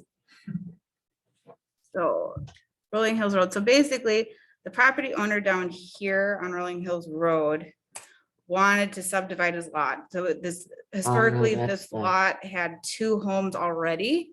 But when the neighborhood plat came in a few years back, they made this 1 lot still, even though there was 2 homes. And now the current property owner wants to sell this little 2 acres here to a family member. And he's gonna be going out of country for an extended period of time because he's basically a nurse without borders, I think is what it was, something along those lines. It's really cool.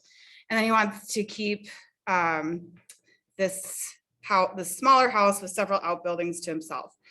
The issue was he doesn't have a development right to be able to subdivide any further on here. It had been exhausted. So he went to this neighbor right here with this significant parcel who had a 12 or 13 development rights, and he was willing to work with him to reassign one of his development rights so that he could subdivide. They are not making any changes to this property. So the wetland waiver basically says, we're not going to make you do a wetland waiver because you're not making any changes to this property. Like, this is a technicality that we're going through for a development rights program. If they were proposing development on this property, we would not be waiving it. But they're going to continue farming it for the foreseeable future. Okay. So that's why a waiver was granted in this situation, because there's no changes expected on this property. We're just talking about a property, like basically a imaginary property line. So you're 2 and 3 there, though it's not split that way? No, right now it's just 1 lot. The whole thing, No, with 2 the houses on. 2 and 3 is 1 lot, and then, yeah, and then we have the lot 1 Where's big lot? lot. This is lot one right here, this big lot, that Mhm. goes all the way up to Sylvester's. It was Wisney's now. County Road. This County But Road. why can't he sell the house to the niece? It's already there. Huh? Lot two, on lot two? You can't divide it. 'cause You there's can't no- divide There's it. no There's two Without development. a houses, they're subdivision. like. That's how he wants to divide it. Yes, this is a concept plan. This is what's gonna. Thank you. Yeah. And there's already two houses on this. Mhm, Yes, on one lot. yeah, because it's, Gotcha. it's kind of a non-conforming lot. There's Mhm. a lot going on. Sure. Okay. So- No, Okay. Yeah. Okay. Well, thanks for clearing that up. Yeah, Yeah. We're not letting people build in the wetland. Right. That could be an issue. Any other comments on the planning?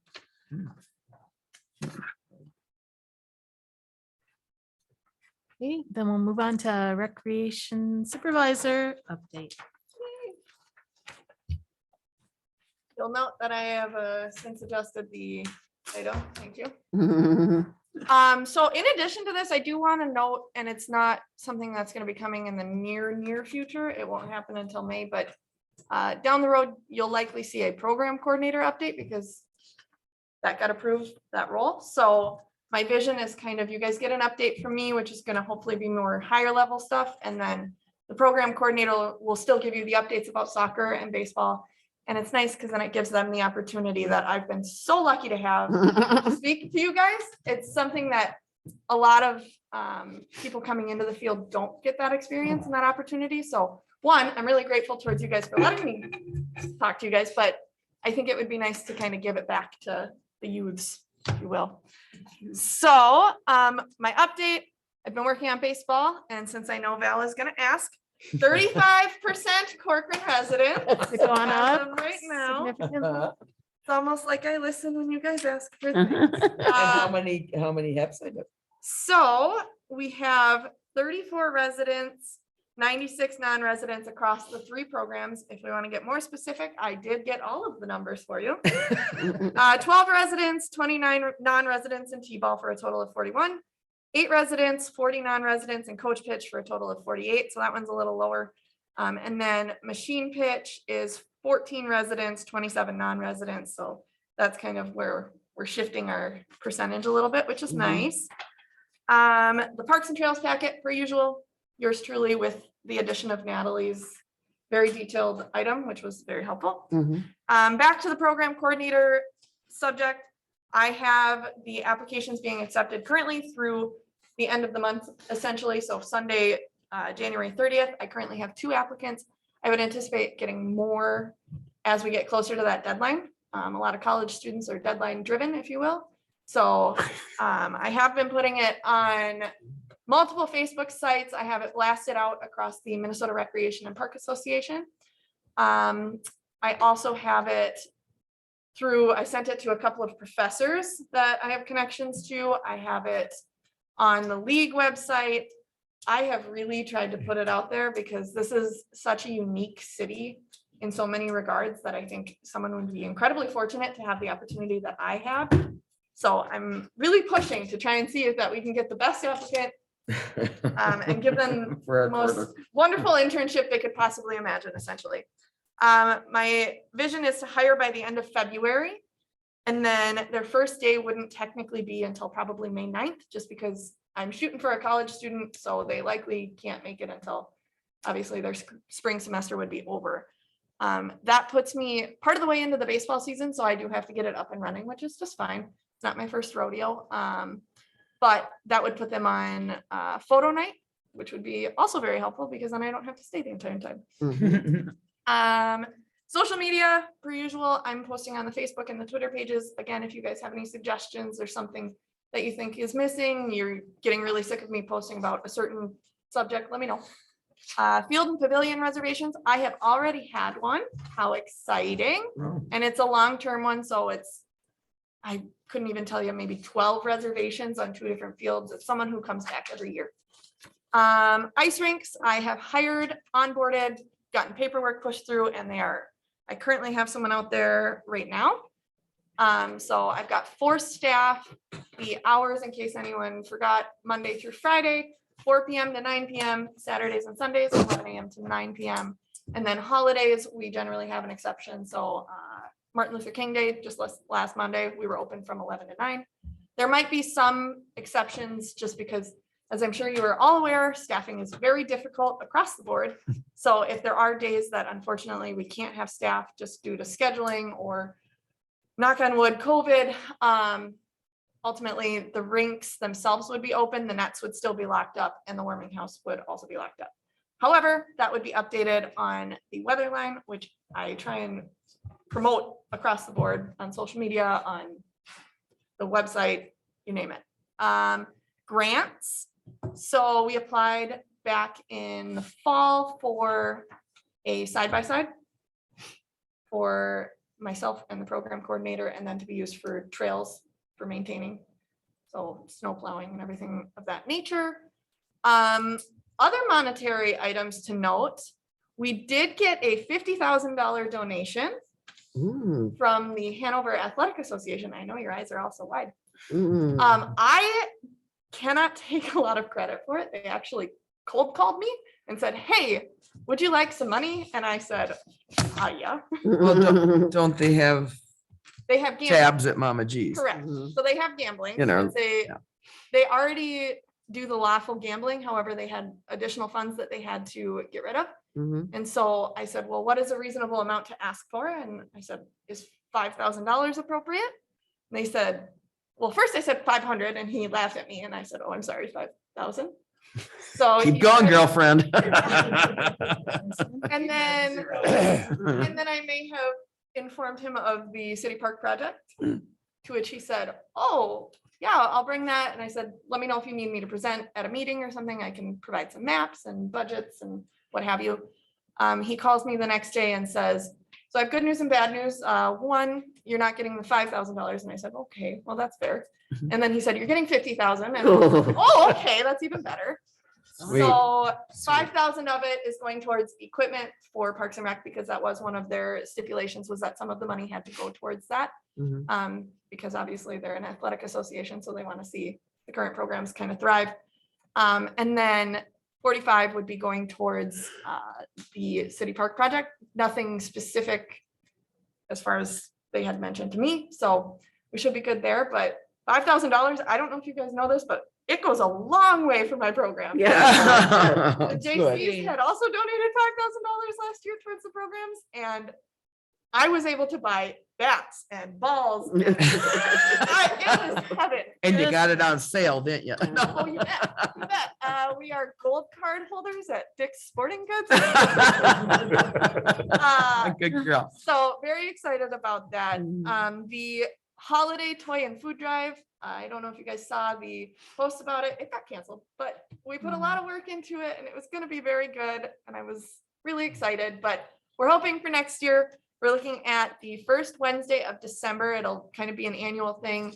The idea is we collect Toys for Tots and then Food for Cross.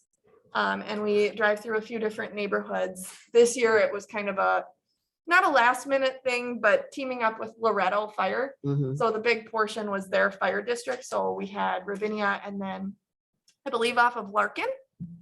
So we were kind of going through there, and then it was a really bad day at like freezing rain. Weather-wise. The worst day you could possibly imagine, Sure. and it was one We're day driving out of around. an entire month, and you're going, okay. So that was kind of a bummer, but that was our That's big why it was thing. canceled. Yes. Oh, just the weather. Okay. Well, and the other part of it, we were gonna have everyone walking. So I personally would like to not walk in freezing rain, and I No. spoke for the rest of the staff and council too. Sorry if you guys were really looking forward to that. So hopefully next year. A couple of other things that aren't actually listed on here that I've kind of popped into my mind. I met with Tom and Sharon. That's part of where your 2022 goals came from. We kind of sat down and hammered it out. So that happened. And my favorite thing, Tom is an award-winning commissioner through the Yeah. Minnesota Recreation and Park. He was to accept his award last week. However, due to COVID, just like everything else, it's getting rescheduled. Okay. But he is an award winner now. Good job. Please feel free to ask for his Congratulations. autograph. Speech. Realty among us. So it was very exciting. Very nice. Well proud. deserved. Mhm. Absolutely. We I appreciate saw all you the, do. I saw the description of what the award winner would have to be, and I was like, dumb. We know that person. I walked into Brad's office and I said, here's what we're doing. What are your thoughts? Awesome. So we're very excited for Tom. Well, thank you. Really cool. It's been kind of fun. Yeah, it has been, yeah, yeah. I didn't even know there was such an organization.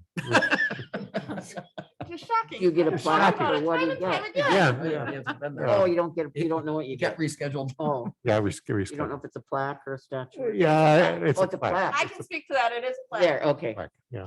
For the record, Brad has also gotten numerous an award through this organization. and Oh, I have that held over my head on plenty of occasions. there you go. So Excellent. But it's an award, but what's been really fun is being on this commission for all these years.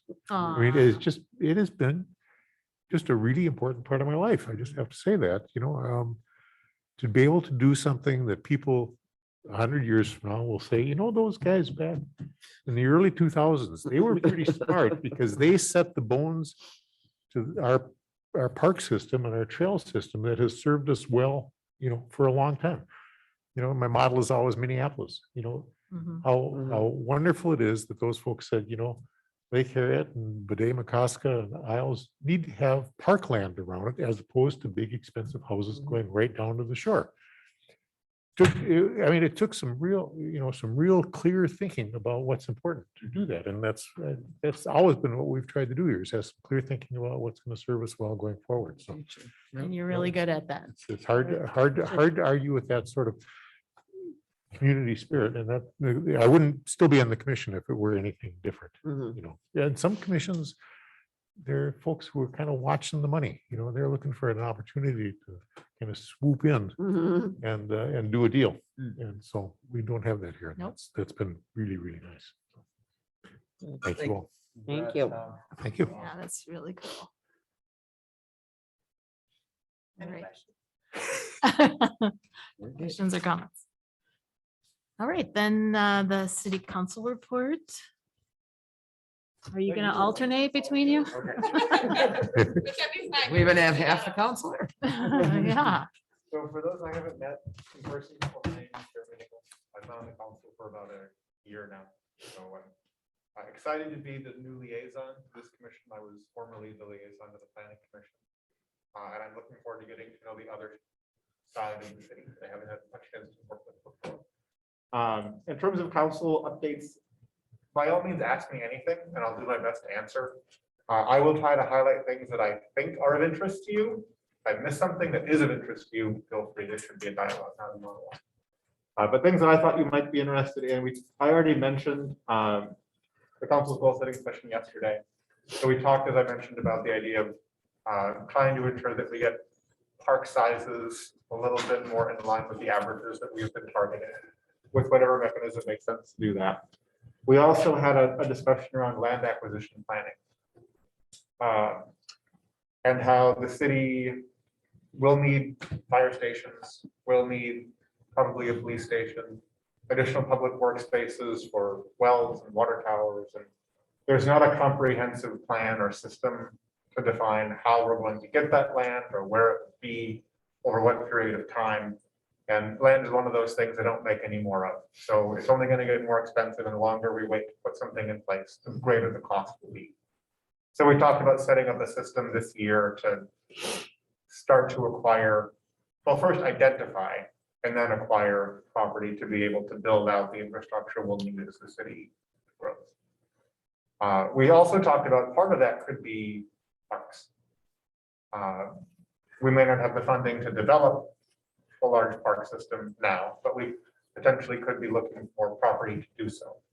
That we could then develop as the city grows and we gain the funding to do it.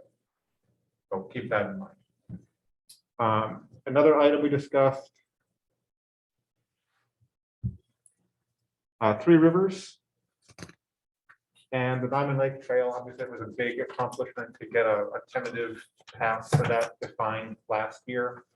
Councilor Bodema mentioned that he's heard rumblings that they might be interested in doing some park collaboration inside Corcoran, which if true would be a tremendous amenity for the city. So understanding more about what we can do with them, I think would be another council objective and potentially through in with the Parks Commission as well. And then just generally, we had another objective and some discussion about trying to get more collaborative with the commissions and starting to solicit your input on things that you want the council to look at. I think specifically, I would be interested in seeing a greater level of feedback on development proposals. I know you guys are already authoring recommendations. I would like to see a little more recommendations from you in those discussions. Now that I'm here, I'll get to do that. But don't be bashful about sharing your thoughts, especially since we know we want the parks to be a core amenity of the city.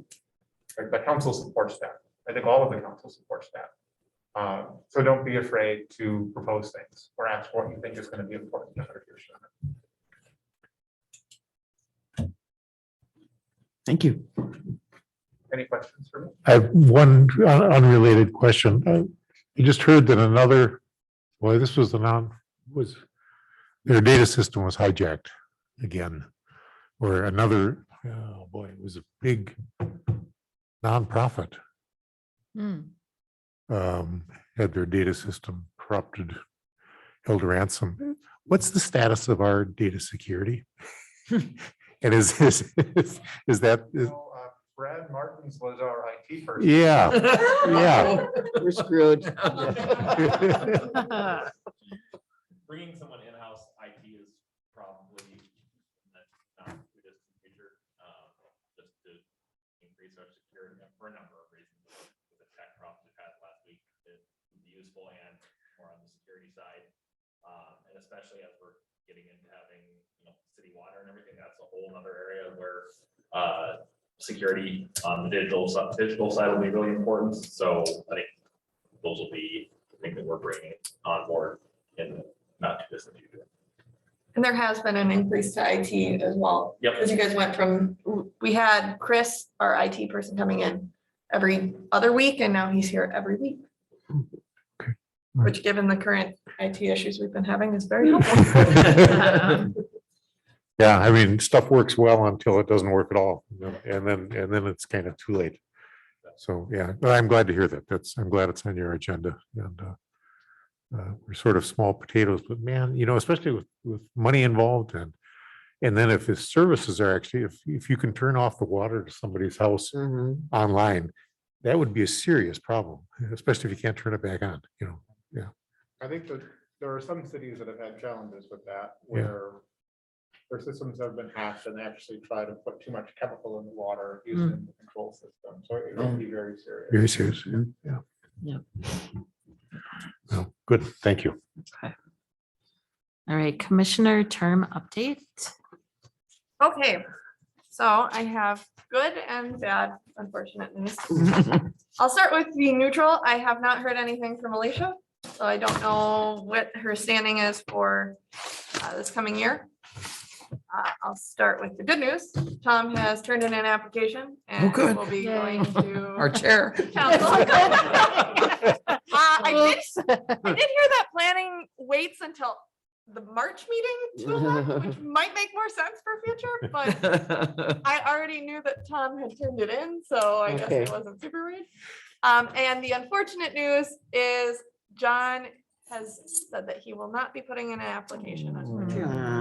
Maybe sometime in the future, the next go around. Perfect. I do too busy. Yeah. I shouldn't ask to. Children, Sorry. children. Kids are getting to be a lot. No, a lot of obligations right now that I have on my plate. And I don't want to be in a situation where I come here and I'm not able to be present and focused, ask the right questions, and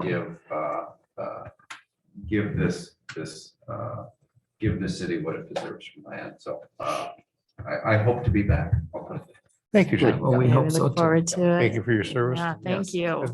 And you're always welcome to, to tune in, come in, Yeah. ask some questions. You have good credibility. I'm looking forward to it. I Yeah. can heckle. You can. You Absolutely. might need can. that. No. Absolutely. can. Yep. And are your kids all enrolled in sports? Yeah, Are you so, that percentage? yeah. Okay, Good. Can confirm that. awesome. You're contributing. So on top of that, if you do know of anyone who might be interested, I believe it's live on the website at this point. Not sure if the applications go to me or Jess. I think either one works. Mhm. But Okay. if you have anyone in mind, let them know. The application's not hard. I think it's 5 questions. Thereabouts, yeah, It took Tom all of 10 minutes. but I've done it before. so Yeah, that is true. Yeah. Ditto, That is true. ditto. You knew the answers. I did. So please let people know. Okay, I don't know if we have anything on the garden club report. I don't. In no. January, No. not so much. That's the- How's your Christmas cactus? Just Yeah. come on. Although, What? although on, How's your Christmas cactus? Yeah. on trees, I got a call from the Park and Rec supervisor in Otsego, I think it's Wonder- the director. director, about how do you guys do your tree giveaway? Oh, He was yay. really interested in that. He sounded like, this sounds like a lot of work. I'm not. I know. Nothing. Oh, it's real easy. Right? So it was fun to kind of fill in on all of that stuff going on. We should be getting the list of trees from Wright County in the next couple of weeks. It usually comes in right at the end of January, if I And remember. usually when's that order? We order it then pretty quickly after that. Try and get the order in right away. We don't need money till the day, which is in April sometime. Mm-hmm. So we should come up with a dollar amount though. Yep. So for Yep. like the March or Okay. February, March. Yep. Okay. Because the meeting's at the beginning of the month. Okay. We look to the JCs for that. Yes. And I did speak with the president and he said that they would be more than interested in. I'm doing it again. Supporting, Mhm. Good. yes, if we can get a basic dollar amount. that'd be Yep. great. And then I'll fill out the form. And we already have the nursery stock certificate. Good. Oh, I don't even want to talk about Everyone's that. It fine. irritates me so bad. Mhm. Talk about a money grab, huh? Oh, Ross called me after he had talked to Tom and I said, now you're not gonna like this part. And it is probably one of the most expensive things you will buy and it's only good for a year. But Yep. yeah. Gotta it's play the ridiculous. we have to get a certificate. In case you guys weren't aware, we have to get a certificate to give away free trees. Mhm. Like And a it's like nursery. Expensive. It's It's Uh, not $20. Department of Agriculture, I believe, That's and right. it's $225 and every single year I try and get out of it and they tell me absolutely not. To So- give away trees. We ignored Because we them for have a few years. So if you got any good answers for that one, you'd sure make me happy, because this one just irritates me. Yeah. What do they do for that fee? I have no idea. We get They a give you a tiny piece of paper that isn't even an You entire get sheet a of piece of paper. paper. It is a third of a piece of paper and it sits at my desk for the year so that if we get audited for whatever reason, we're giving away free A trees. suspicious tree. I wonder if Heidi would be able to partner with us as a nursery. No. She's Possible. retail. She'd probably have to get an even Yeah. year certificate, but she might already have it. That's what I'm thinking. Yeah. At this point, we do already have the certificate, I will say for this year, and I don't think that they're gonna refund us. Okay. But that's okay, but it's a. For future though, Yeah. yeah, for 23. Mm-hmm. Yeah. Mm-hmm. Yeah, I like that. She owns my dog's mother, so I can contact her. if you- What kind of dog? He's a Goldador, Oh, golden retriever that name. yeah. Oh. Okay, park dedication fund. So I think the Vera second edition would be, I think the only new thing potentially Franzen. But that Tavera one is a pretty good sum of money. So we're up to almost 1.6. Again, that seems like a lot, but keeping in mind how many projects we have coming down the pipeline, goes out pretty quick. Does. And I believe this JC one in here is definitely earmarked for the It is, and splash pad. yep, That's what was there. and it will be pulled from here, so keep that in mind as well, because it should not technically be in the park Which one are dedication you fund, looking at? as it's not park dedication fund. Oh, I- Donation, and it's specific to the splash pad, so it's just a matter of when finance gets caught up. And Well, at least it's there. I mean, There's a note it on the tells us actual- something. Yeah. reminds us, so I kind of like it on there. Be a little star at the bottom then. I like it, but then the total doesn't reflect it, which I don't like. Right, well, it could be an asterisk at the bottom. Well, of and that it- as we start Then- earmarking funds, it might be an appropriate time to start adding in, because it is a different code for Right. the city park remaster project. We also have one set aside for Bellwether, if we start to get donations for that, for the boardwalk. So it might be an appropriate time, instead of add a simply column. having the park dedication fund, maybe we include those other sets. So that Well, you guys because can see the funds. The Hanover one was supposed to be specifically for the. Well, right, so that's not shown on here because it's Park. not part of Right, park so dedication, so another that would column be. or something, yeah. So it might be, as we get closer to, I think it was April, I have the allocations, April or June. Maybe when we get closer to there, I start including it a little more. Mhm.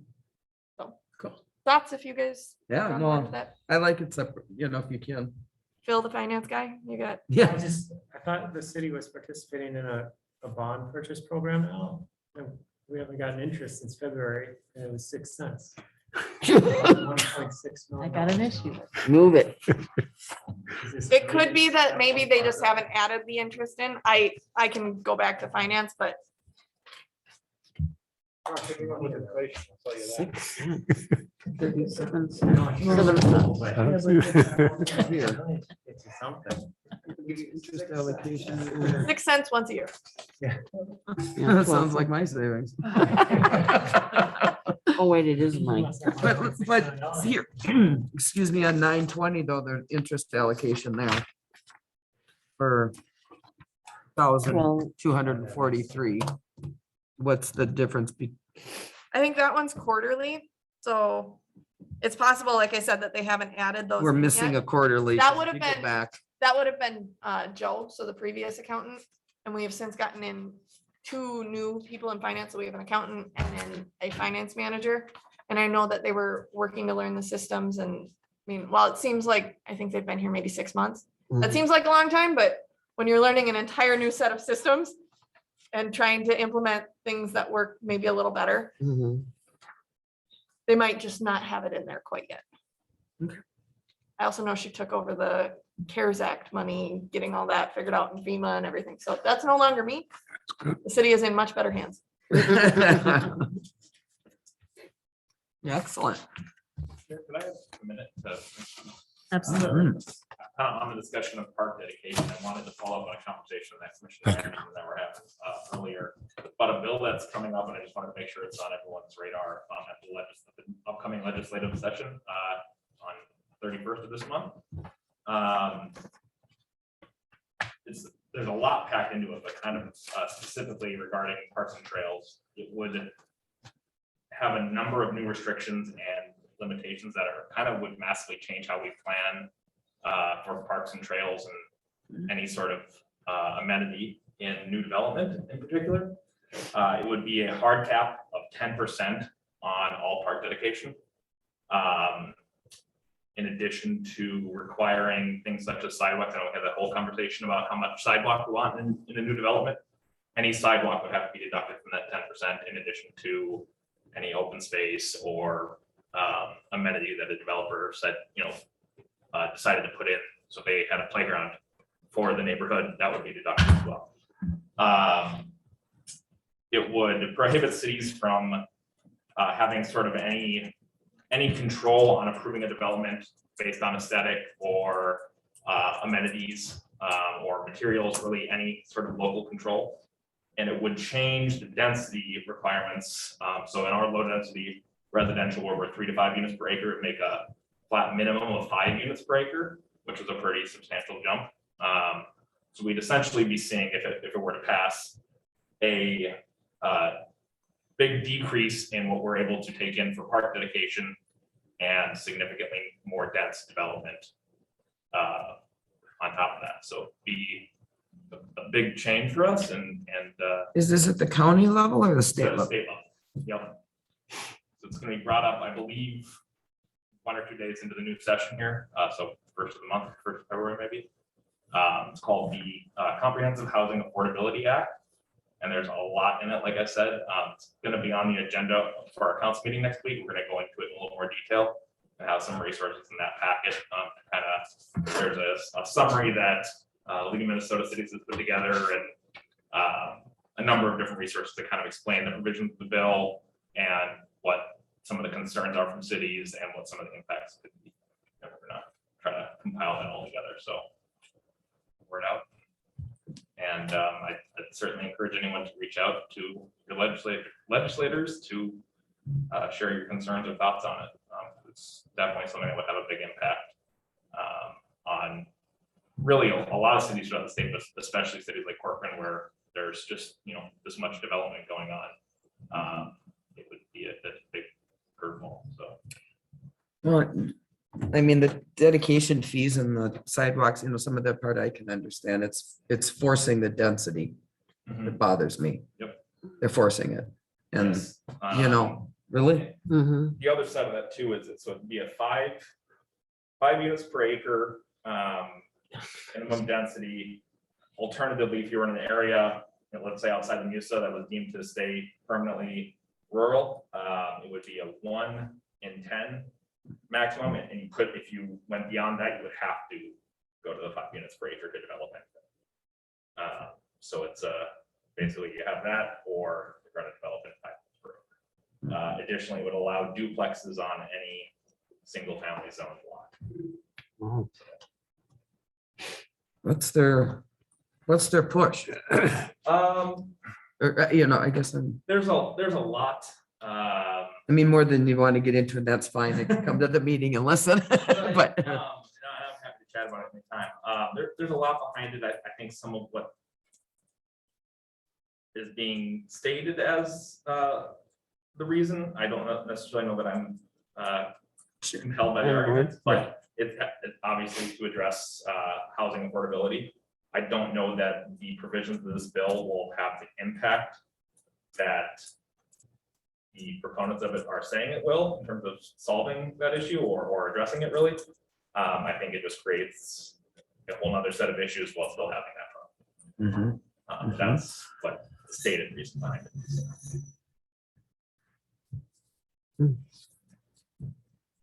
Yeah, I wanted to get it on your guys' radar, and I'll certainly do my best to keep everyone posted. And like I said, we'll be on the council agenda next week and probably come up. We're looking at maybe having some joint sessions with you guys and with planning commission sometime, maybe February or into the spring. And I'm sure it'll come up then. We'll see how it kind of shakes out once it's actually introduced in the legislature. Okay, thanks for bringing that to our attention. Thank you, Tom. Yeah. God, No kidding. I could have 11 houses on my land. Okay, so for the liaison calendar, is everyone good with their dates? Anyone want to switch? I have a couple of notes on that as well. if you Don't mind. Where mine went.